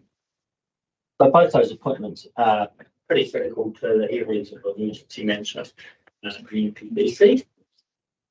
The other area was just the annual assessment of the Emergency Operations Centre activation. So we have an annual exercise, and if we haven't had an activation, so this year we had an activation of the Emergency Operations Centre in response to Cyclone Gabriel, and so that was assessed by some independent people in the group instead of having an exercise. In 2022, exercise tahi, the assessment was 48% in the late developing field, and this year was the activation was assessed at 64%, so in that advancing field. So it's really pleasing progress and pretty significant. So one of the comments from the assessors was that MPDC would benefit from having a local controller and producing those local controller intents and such like. So well on the way to achieving that and making even further progress. So as I say, a significant improvement, and MPDC can be confident in being able to manage an effective response to emergencies. So that's a really pleasing place for the council to be in. The only other thing of real significance going on is the submission to the Civil Defence Emergency Management Bill, or Emergency Management Bill, and the joint subcommittee of the Joint Committee has prepared a submission to Select Committee from the group. It'll be presented to the Joint Committee, and there's three main areas, and it's that the submission deals with its lack of consultation. So the Emergency Management Bill provides for the Director of Emergency Management to be able to make rules and regulations without consultation. So the group think that that's a dangerous area to to go down, and funding and resourcing was another area. So implications from those rules and regs, if the director has those powers to make rules and regulations, there could well be funding and potentially commitments made there, which councils are not able to meet. And also the other one with the funding was the inconsistency across the 16 groups across New Zealand. There's a range of funding mechanisms, and that misaligns with the government's response to the technical advisory group to achieve national consistency. And of course, that bill is now in the sausage machine, so yeah, we will just simply see what happens, what comes through, and so we're all just waiting a little to see. I don't see that there should be any real changes to it. However, some time ago, Jerry Brownlee did a tag report on Christchurch, and there may well be a number of things that come out of that he wanted to see go in that never went in. So there could be issues that are different to what it is now. So we will just simply wait and see what comes out the other end. Questions? Just one of the other conclusions on the assessors was the log keeping and record keeping is maybe needing to be. But are we looking at things like a central application where people can put their notes into, so everyone has access to it straight away? And, yes. And that would mean we don't have to worry about paper records having to be scanned and whatever. Yeah, we do have electronic note keeping or log keeping systems. It's a matter of people remembering to do it. So it's one of those things. It's just familiarity and frequency of exercising helps lift that up. Any further questions? Is Lauren's role full-time council, so therefore she'd be spending a lot of time with relationship building and just because obviously communities and that there are community groups asking for some guidance, and she, I know where that she goes to meetings and whatnot to talk about civil defence with community group. Yes, that's correct. And she's also been setting up a bit of time with Tuatahi and Waikato District Council to start looking at visiting some of the maraes and some of that stuff. So that's certainly the intention. It's fair to say that since she's been here, she's got her feet under the table and finding out where things are and what's happening, and how it changes from the army where she came from. And so time's now ready to start moving on. We have a work program that is basically parts of what Matamata-Piako wants, part what group wants, and part what's coming out of the bill. So those things all make up a work program for her, and she works through that. That's good.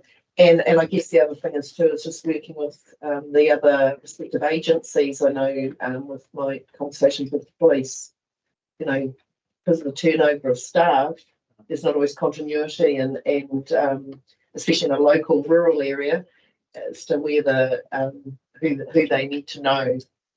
Those connections are very important. Yeah, so just recently, Kelly is a recovery manager, and Kelly, as the response manager, went and visited the fire brigades and met all the fire chiefs around all of the areas. So, you know, we're slowly picking up on those sort of relationships. Because those are critical elements that everyone in the left hand and the right hand know what's happening. So it gives the community comfort too, I think, that when the adverse event happens that we are prepared. That's great. Kind of along with that, I know one of the things that I was doing courses for this that they said was awkward at times was that all the service clubs love to put their hand up and say, we'll help out. It's controlling what they can or want to do. So I'm sure, is there like a meeting that these people have been to, or they've been to see the service clubs and sort of said, well, this is what you can do, don't just go ahead and start doing stuff, you need to report to to Lauren or whatever? Yes, and that's something that we try to give focus to on a group level, because all of councils often have those service clubs represented in their communities, and then there's kind of usually a regional body as well, so it's easy to work with a regional body, and it's about identifying what those service clubs are able to provide and what their capability is, and then having them into the, normally in a welfare organisation, if you like, supporting communities and that sort of thing. So it's about finding the right niche for those organisations. Identifying the persons for people to talk to as well. A lot of these people get elected on a yearly basis, so they're always changing. So I guess keeping that database of contacts up to date, so that you would talk to the right person. You don't have to make 3 calls from who that person is. And I know Lauren just recently spoke to a women's club in Lawrenceville about civil defence and what it means. Great. So, Gary. I was just going to follow up on the question that you've already asked around partnerships with Iwi, and I see that Lauren's got a bit of a work plan already, and it's looking more to a taste, so wake that up. But also the appointment of the advisor to the JC, the joint committee, is that just what's that look like? That is still work in progress. So the KEG and the group and the joint committee have got to work. First step is to trying to establish a strategic work program with Iwi, and the group controller is still endeavouring to get a meeting with the talk of lines. Yeah, perhaps Councillor Smith might want to comment on the last joint committee and whether it was discussed there. I'm not sure whether it was. But it is an issue that's sort of taking up quite a bit of time at the moment to try and work out how best to deal with it across the whole of the Waikato. Any other questions? Right, someone like to move the information be received, please. Thank you, Gary, and second Russell. All those in favour, please say aye. Aye. Against? Gary. Thank you. Thanks. Right, now our next one is Mesh and our Hauraki Golf Forum. And good morning, Alex. Good to see you. It's the CE of Hauraki Golf Forum. Obviously, James, you see periodically, obviously, as our representative on the Golf Forum. So thank you, welcome, and look forward to your presentation. Was it a good trip down from Auckland this morning? Aucklanders don't drive well in the wet, man. Hey, you got lots to drive. Yeah, fair. Auckland's blue. This is dry well, full stop. Yeah. So your flow against the tide, I suppose, coming out anyway. Start off by handing over Councillor Sainsbury to introduce Alex. Kia ora. So just following on from her worship, I just wanted to welcome you, Alex, to the Matamata-Piako District Council Board Group. Councillor Chamber, you've obviously been here before, but it's a new council, so very much appreciate you making the effort to come down. And by way of introduction to my fellow councillors, Alex completed a law degree at Auckland University in 2004, and then entered the diplomatic service and bounced around between Brussels, Malaysia, New York and Singapore, I think, before coming back to New Zealand and became the CEO of the Hauraki Golf Forum in 2019. And in amongst all of that, I recall that you completed a certificate in negotiations at Harvard, which when it first read your CV, for some reason imprinted as saying a hostage negotiator at Harvard, which may well have relevance to the Hauraki Golf Forum. In this particular instance, that wasn't quite what it was. But either way, thank you very much for coming down and commissioning, and I thought it would be fantastic for you to come and speak to one of the meetings. So very much appreciate you making the effort through the wet traffic. Thank you. Thank you. Yes. Kia ora, ko Kamesh ka Hoingoa. So to begin, I will present a brief summary on our public forum presentations or summary, and then hand over back to Alex for the remainder of the time. So at our last forum meeting on the 11th of September, we had 3 forum presentations. Our first was by Janice Malloy from Southern Seabirds Trust, who presented on the state of our seabirds. Our second presentation was from Agrosea, data from University of Waikato, and that was on bioremediation using the seaweed alba. And our third presentation was Sandy Sandy Cuesta and Tau Naruhi, and it was looking at how planting and harvesting pine actually affects our native forestry. So starting off with our first one, our seabirds are unique due to our seas and land being home to the greatest number of seabird species in the world, as well as New Zealand having the greatest number of endemic species. So that makes our seabirds quite unique.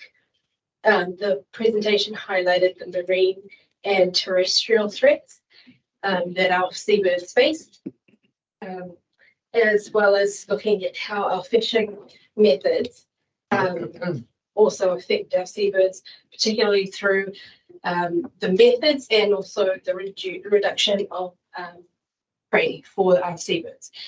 The presentation also looked at the devastating effects of plastics in the ocean. So plastics emit a chemical odor that's quite similar to plankton. So this causes our seabirds to ingest it and then regurgitate it to their chicks. So you can see how that would affect their life cycle. And after careful examination of deceased birds plus chicks and looking at their habitats, it was found that they all contained significant amounts of plastic and even exhibited a colour pattern because they are visual foragers. So high intensity and frequency of storm events also contribute to habitat destruction and increased turbidity of our coastal marine environment, which again affects our visual foragers. So there are a range of community-led efforts and programs in place, and these are growing. And this is to educate our Gulf users around the protection of our seabirds. So our second presentation was on the topic of bioremediation using seaweed. So this is using the sea lettuce alba, and it sort of has a very interesting physical phenotype. It looks like a green star floating in the water. So it doesn't attach to anything, which is great. And that absorbs nutrients like nitrogen and phosphorus out of waterways. So alba is suitable for bioremediation due to its broad tolerance of temperature, pH.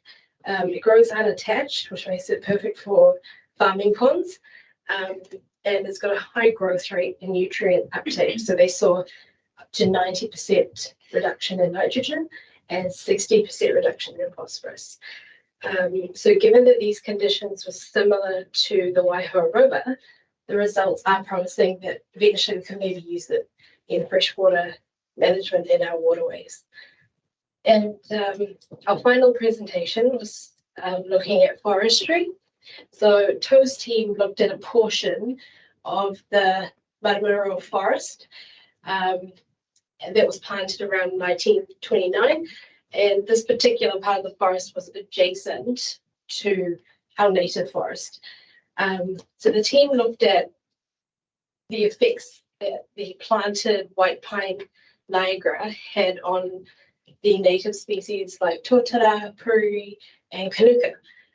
So the takeaway message there was, despite them only harvesting the white pine Niagara, pine trees, we actually also saw a reduction in the nearby or surrounding native species. So, and that was due to disturbances like soil erosion, reduced soil quality, and decreased protection that trees offer each other. So those are all critical factors for our native species. So that was a big takeaway message from that presentation. So I will pass over to Alex now. Thank you. Kia ora, Kamish, kia ora tātou, he mihi kia koutou kanoho.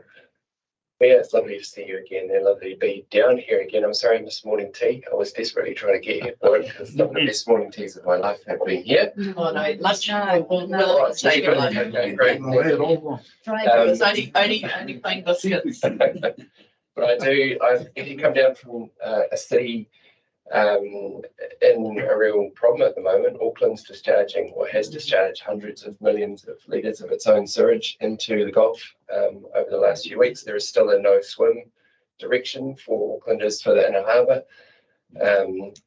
There is a no fishing recommendation from MPI for a further 28 days. Serious impacts from that, and we will be bringing water care before our board in December. I'm sure Councillor Sainsbury and others will have some pretty direct questions for them as to their performance on this and their plans for the future. Has had a big impact, but I'll come back to that in a second. I'm going to touch on three main things that came up at the last forum. The first, I think, is interesting, but not necessarily game-changing. The second is game-changing, and the third, I'm actually looking for your help on and keen to have a discussion around it. So the first is about tracing heavy metals. It is interesting, but I don't think it's game-changing, and I'll tell you why. The example that was given to us was some heavy metals that had ended up in the Gulf, and actually you can trace they've got an isotope fingerprint, but like we all have fingerprints, and you can trace this right back to the origin of those metals. So the origin is Broken Hill in Australia. So the mines of Australia had provided those metals, which had come over to New Zealand, being used in this case in industrial processes in Auckland, and ended up in the Gulf. And they're getting better and better at doing this. So there is the potential in future to quite accurately trace the deposition of heavy metals, either found in rivers or the Gulf, back to their point source. And that can be useful to a point, but the bigger challenge is not getting them into the Gulf and into waterways in the first place, right? But it is really interesting, and there's this sort of growing science. It's a collaboration between the University of Otago, NIWA, and Auckland councils, quite heavily involved in that work as well. So there was a presentation, and that will be available through the forum minutes, and I can walk further to that if you're interested. The second, which I do think is genuinely game-changing, is some economic work that we've had done. And this was born out of frustration, and that were impacts happening to the Gulf that were not being priced. And we worked with the New Zealand Institute of Economic Research out of Wellington to do the country's first ever natural capital valuation of a marine environment. So to be clear, this doesn't include the catchment, it's just the water area off the Waikato and the Auckland regions on the east coast. But now that is too small to get us see on the screen, so it will be in a presentation. The overall summary is that the Gulf is worth more than $5 billion per annum to this country. That's the flows of value, and those are broken down in that table. And that gives it an asset value north of 100 billion New Zealand dollars. And the thing that was novel or interesting and ultimately I think game-changing is to show that less than half of that value will ever show up in a GDP analysis of the natural environment. So there are things there that you'll be pretty familiar with. So we've got ports and shipping and aquaculture and commercial fishing and sand extraction and all those kind of industrial things that happen in the Gulf, and we understand those pretty well, and those do show up in our annual GDP. But recreational fishing, recreation, the uplift value that the Gulf provides to properties, within range of the Gulf, and some other things that the Gulf is doing on our behalf. It is assimilating, particularly in the case of Auckland right now, it's assimilating wastewater. And effectively what the Gulf is doing is providing a service that we should otherwise be doing on land. But by doing that, it is providing a value. So that this piece of work looked into all of that. It also looked into something I find really interesting, which is what's the value of something just by being there. So you've got this thing called altruistic value. So just by knowing that your maunga is there, it has value to this community. The Gulf has value to people, not even through using it, but just by knowing it is there. If they need to, if it's been a hard week, they can go down, put their sand in the toes on Friday night, have a beer, and get some well-being value out of that. Same by knowing you can go and catch fish. And then also looking at what the value of the natural environment is by knowing that we can pass it on to our future generations, so to our kids and grandkids. And all of that nets up at, as I said, $5 billion worth of annual flows of value. A big chunk of that is recreation. So it is swimming, boating, diving, being out there on the water. And I know from my previous conversations here in this community that the golf is a big part of that for you. And in summertime, that's a place where many people here want to head and want to be part of. The reason I think that is game-changing work is because then we can take the next step, which we're now going to take with water care.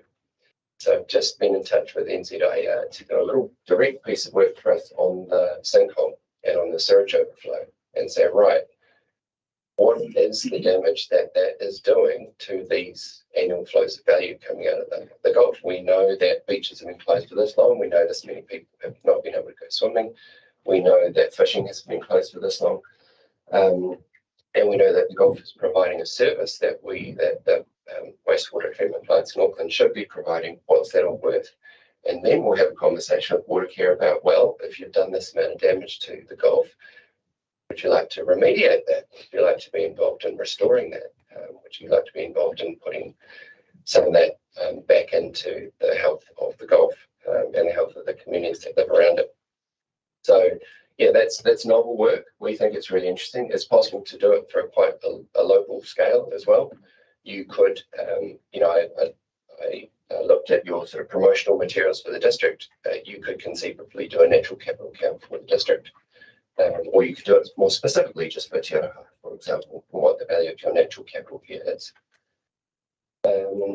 Here's the thing that asking for a bit of help on, and I'm sure it will be a topic of conversation.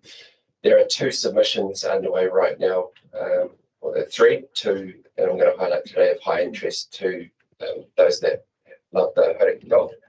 The first is this one. It's a piece of legislation currently going through the House. Though it remains to be seen how the incoming government will progress that or not. But it is the culmination of about 10 years worth of work that started with a process called Sea Change. On your screen there, the yellow areas are proposed high protection areas. They're sort of analogous to a marine reserve, though they will allow customary take to continue. And the green areas are seafloor protection areas.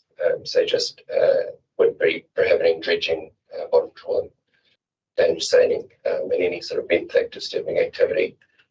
The net proposal is that the areas of high protection in the Gulf would go from 0.3 now, which is Goat Island, Cathedral Cove, places like that, up to about 6% with those yellow areas. And then the seafloor protection areas would take the kind of net total up to about 12% of the Gulf under some form of protection. And then you've got a cable zone, which we've had for a long time now, where you can't anchor in that zone. So that's the one running up north-south.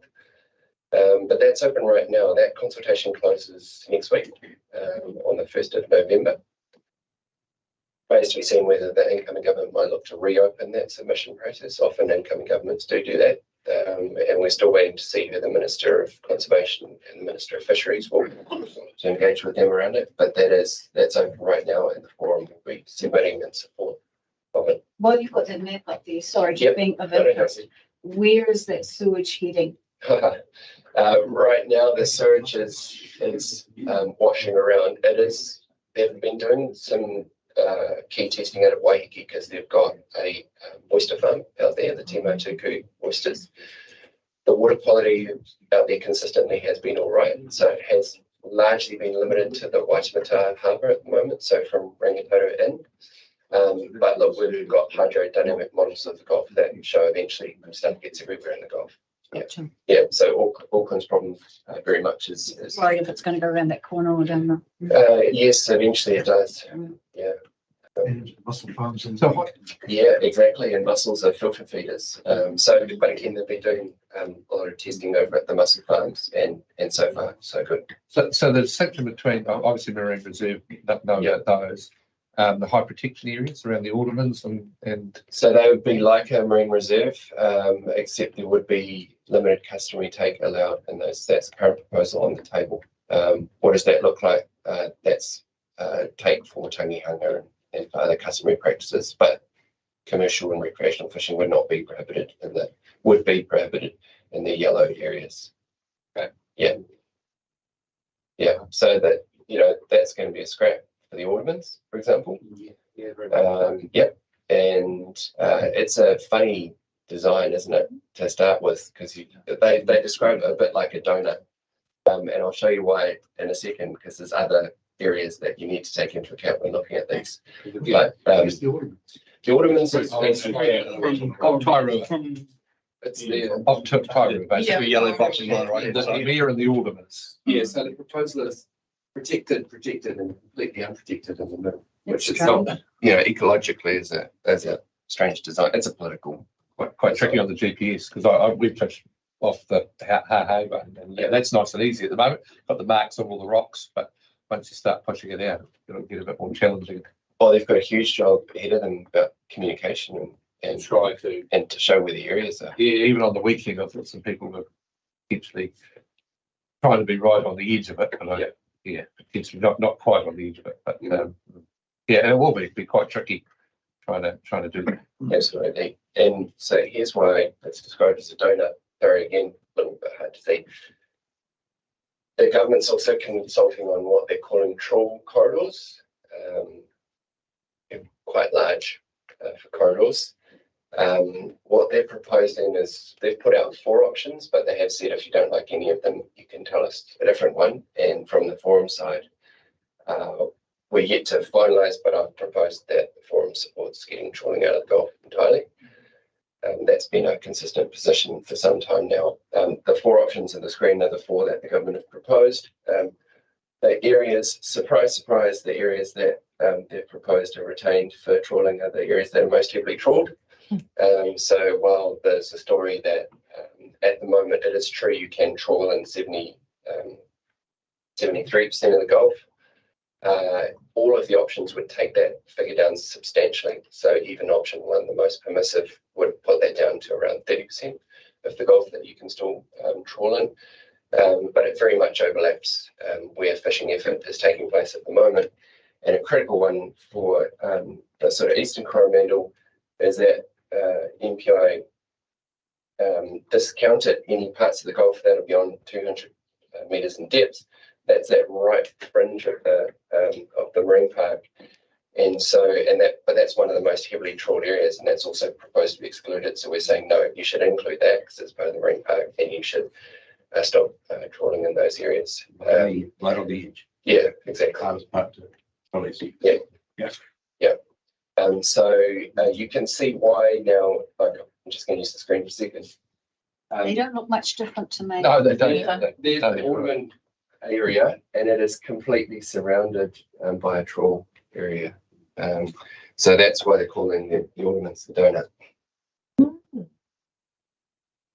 But yeah, that consultation is open now as well. It closes on the 6th of November.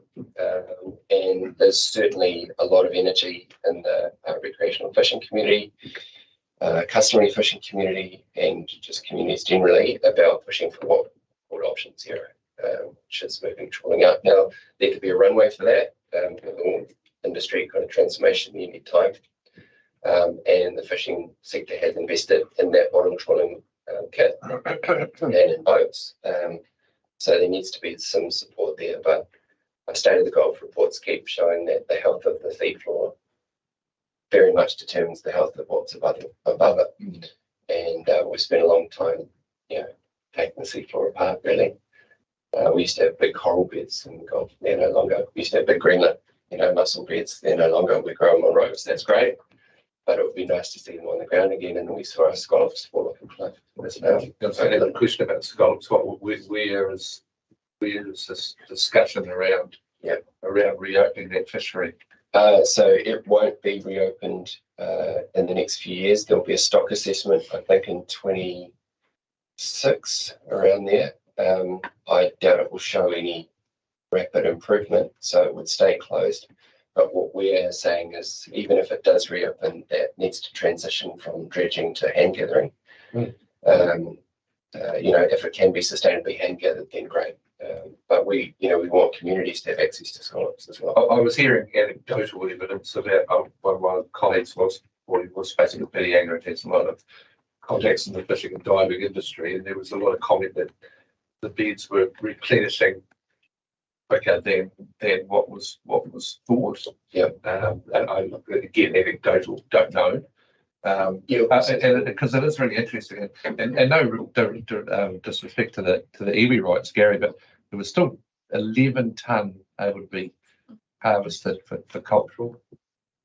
I don't know. So sometimes you kind of think, well, if we just left it alone for X number of years, would it replenish quick? I mean, I literally don't know the answer to that, and so it's just kind of interesting. So you get hearing anecdotal stuff of it recovering quite well. Yep.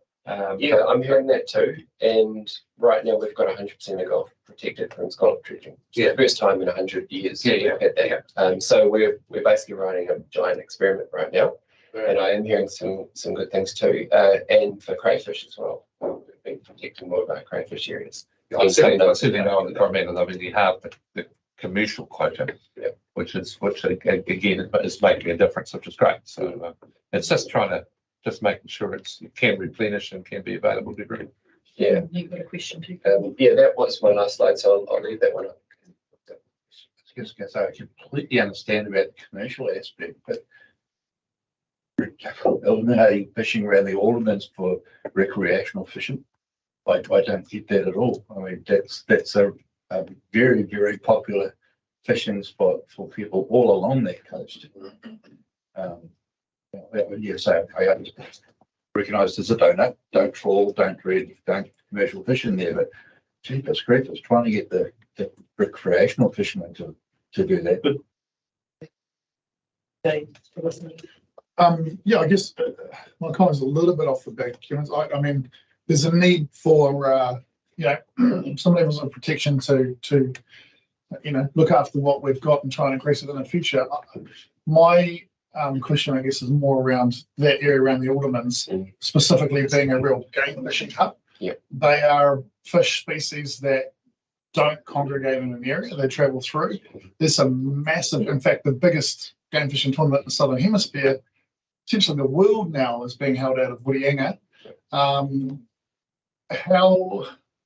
are you going to police game fishing boats staying outside of a square area when you've got, I think, close to 500 boats registered in the competition in March?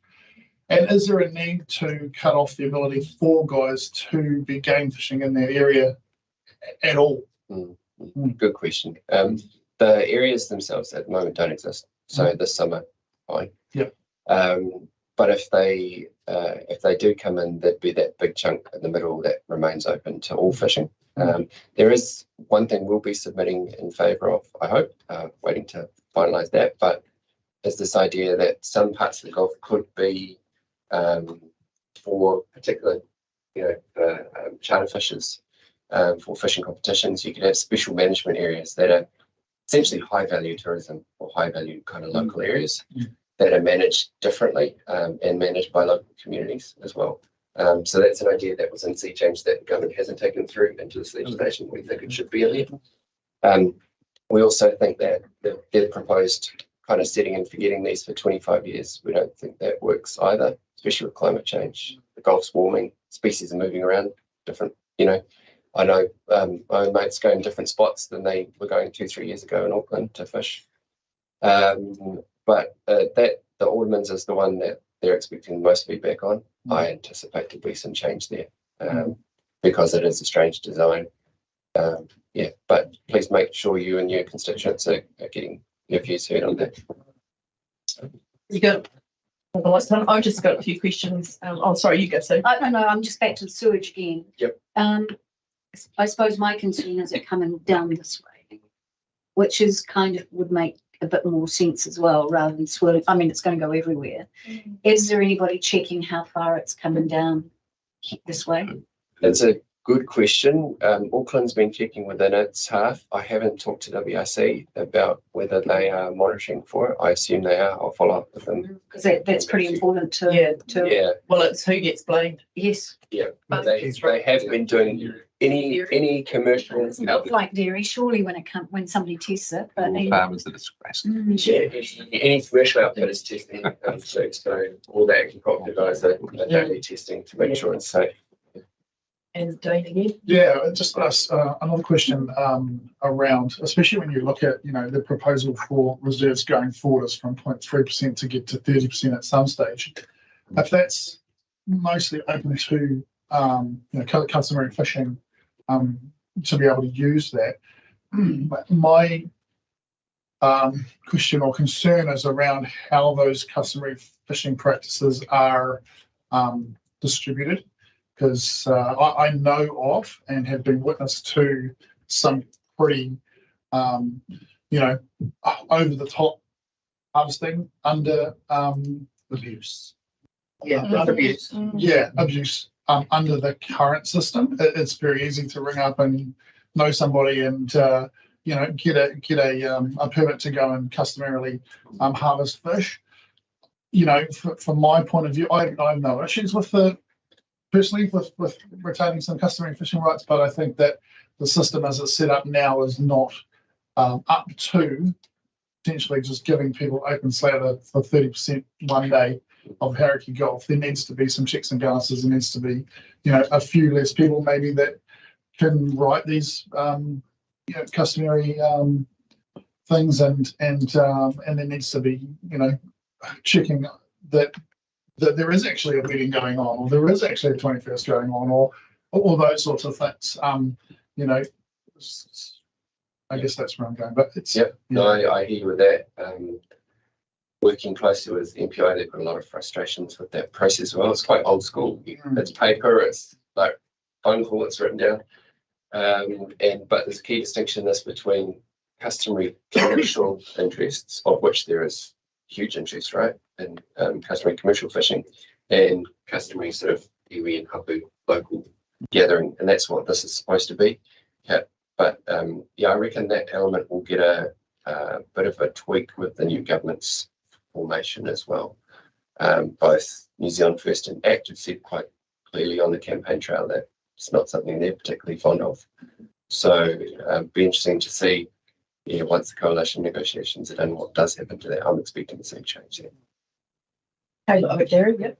I was just going to endorse Dane's call and particularly your last comments. I think there's some responsibility on the representatives of the Hauraki Golf Forum to lead some of that discussion.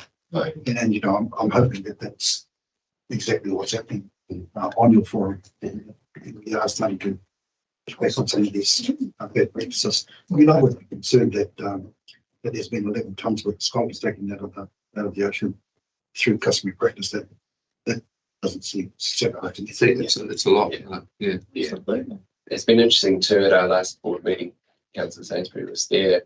We had a discussion about trawling, and actually around the table, the iwi and hapu representatives were the strongest in opposing it. Even though they have, commercial interests in companies that trawl, but that it's done enough damage to the Hauraki Golf, and it's time to move it. So I read through the report, and my eyes went very wide when I read following researchers' goals to create the method focusing on zinc, copper, cadmium, lead, and uranium. Have you found those elements in Hauraki Golf? We've found plenty of zinc, plenty of copper. Not sure about cadmium, certainly not uranium. We have not found any Japanese uranium washing around the Gulf yet.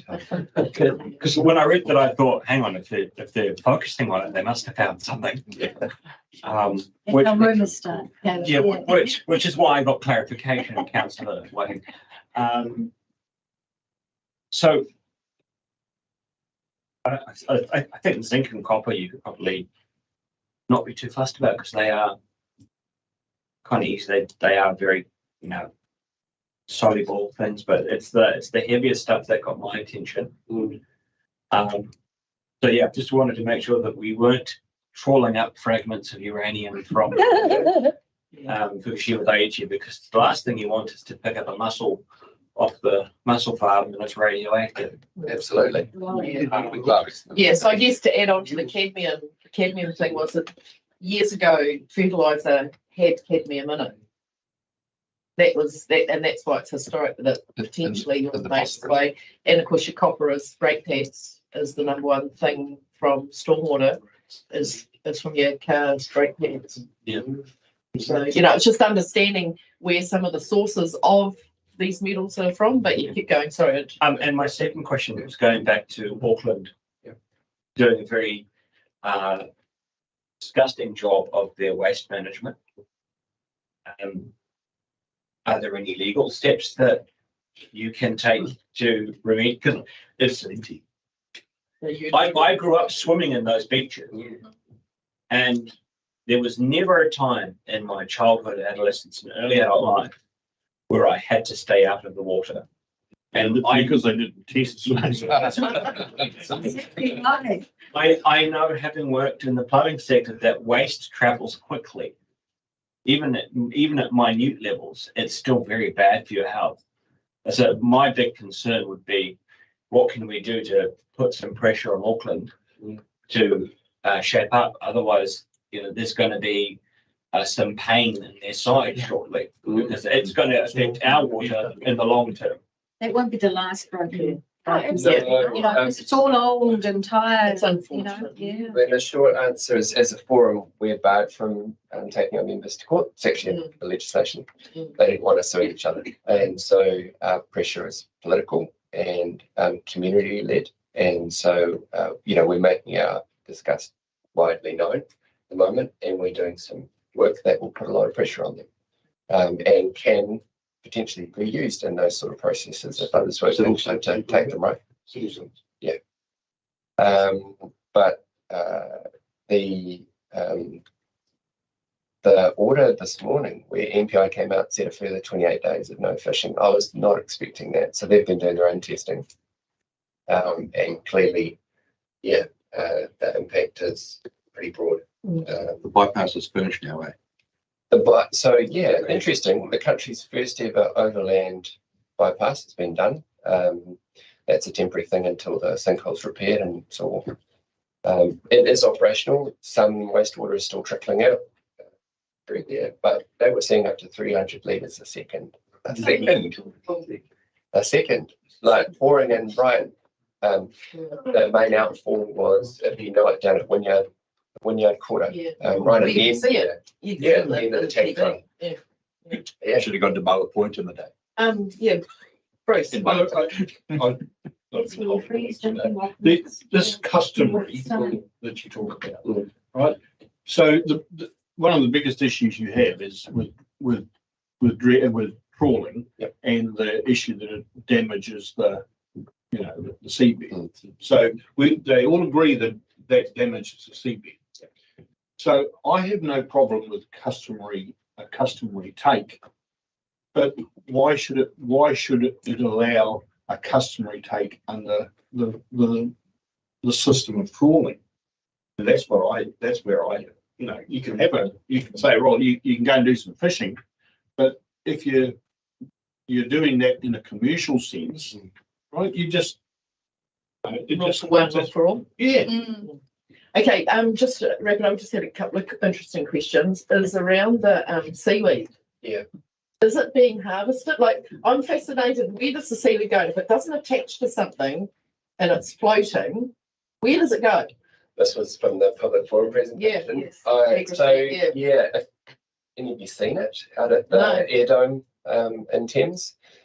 So at the moment it's in kind of circular tanks. It's got a water flow mechanism, and the wastewater is being fed in, and the seaweed's growing fast. Yeah, it's over the nutrients. Yeah. You can't put it in a river openly because it's going to right. So these are just trials that they're doing. They haven't released it into the environment yet. That's right. But what they're doing, for example, in Australia, they're ahead of us, and they've got big prawn farms on their land in Australia near the coast. And so all the discharge is through seaweed remediation, and then it's discharged into the water body. And actually, they've done testing showing that the water that's discharged is actually cleaner than the water that's coming into the prawn farm in the first place.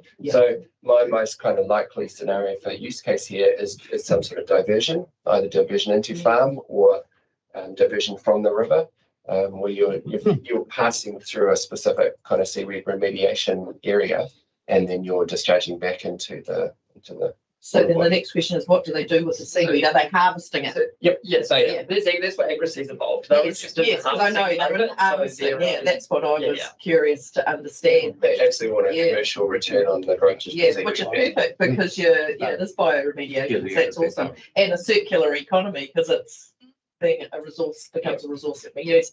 I was interested a while ago, there was a report on TV about nitrogen runoff, and it talked about the volume of the tonnage of nitrogen entering, and it sort of was basically what farms use. And I was interested to know what information they've got to substantiate the tonnage of nitrogen used that was entering like what it was based on, just get some data around it, because obviously nitrogen use is it's just used through the catchment. But is it significant? Is it, it's not nearly as high as what's in Canterbury. So just interested to understand the science behind the levels of nitrogen and that's come from farm. Yep.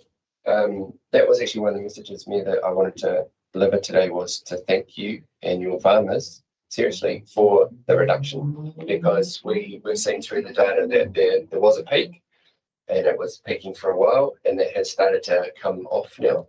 And the trend from this district is a good one in terms of nitrogen and phosphorus discharges that end up in the Gulf. The data that we take from State of the Gulf reports is from Regional Council. So that is from the WRC science team. That's where we get our data.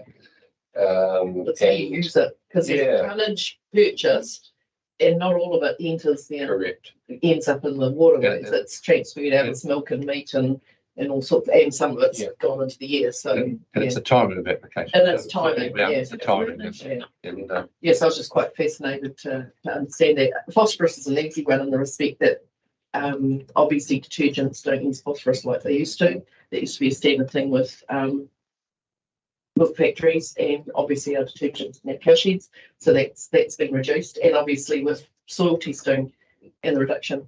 I'll leave it at that. I was just really interested in that seaweed, and obviously it's a pity they haven't got that seaweed already. They should be putting it Well, they could be putting it in the seaweed farms. Well, we could be putting that seaweed out where the discharge is at Wynyard Quarter to see what it could pick up, because at the end of the day, sewage is nitrogen and phosphorus and whatever else. It'll be fascinating to, it's a pity we didn't have measures to capture that, to stop it from spreading and making the. Totally agree. Yeah, no, we're still waiting for the final data on that discharge, but it's not great. It's raw sewage. Hundreds of millions of litres of raw sewage. And it's not just sewage, it's solids and stuff as well. Just checking here, Saturday, November the 18th. That's in a couple of weekends' time. Yeah. Because Kimmy's doing Red Bull cliff diving world champs at the viaduct. You think we'll still be going? Maybe not. Maybe not. Right. The net just above the water. Yeah. I think that's the what highlights it though, is the impacts of things. Absolutely. And how they impact other things. It's fascinating. Just want to wrap it up between you two. Just a comment, if they closed a waterway in Vietnam on the Mekong Delta because there was sewage going into it, there'd be no fishing, no swimming or anything. That would completely destroy their economy, because that's what they do. Best deep fried elephant fish in the world. Do they grow well? Yeah. Gary. Just wanted to just ask a question about the seabirds. I see that it's part of the presentation, but one of the measures around the visitation of the kuaha and kuaha that come from the northern hemisphere, are those numbers starting to increase now? Given the comments around improvement of water quality? I don't have great news on seabirds generally, Gary. The impact of climate change is really kicking in for a lot of our seabirds. The black petrel, the taiko ketai, they had about a 20% survival rate over the summer because of the flooding of the burrows. So just the amount of rain, it's flooding at that time in their life cycle. We're also still seeing quite a lot of capture of seabirds in commercial fishing. And there's gonna be a neat little campaign over the summer led by Councillor Delly Connell from Thames Coromandel and Warren Miller from Regionals involved to work with wreck fishers coming out of Mercury Bay in particular to do what they can to avoid seabird captures over the summer, because the sort of general trend still is not great, although there is now a lot more kind of predator control and for some of our shorebirds like in Miranda and places doing reasonably okay. But it's now the climate impacts that are really starting to hit home for them. And in the Gulf too, there's been a lot of first seining of bait fish, and that is what our seabirds go for. And so you're starting to hear stories about the impact of that on not only on our seabirds, but on other species like seals and others as well, where they're just not able to find that kind of nutrition that they would traditionally have found in the Gulf. So they're going further, and there they get into a few issues out in the Great Blue Ocean. That's really the shorebirds, that continent. Yeah. Hotel. Yeah, some neat international collaboration there between New Zealand and China, and places where they go. Yeah, well, we'll perhaps wrap it up there. Conscious time, but can continue the conversation. Please take lunch. I'm sure we can all, we're all obviously quite captured by the work and our connection to the environment. So if someone would like to move the information be received, please. Thank you, Kevin. Cheers, Caleb. Seconded. All those in favour, please say aye. Aye. Against? Carried. Thank you. Right, and our final item for the day is just to receive the Chief Executive Officer's report.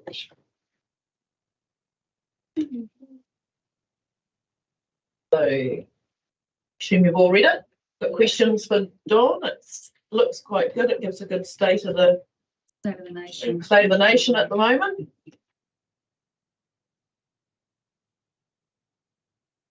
Anybody got any comments? It's taken us read. Next report will be the quarterly report. Yeah. Which will be more fulsome. Yep.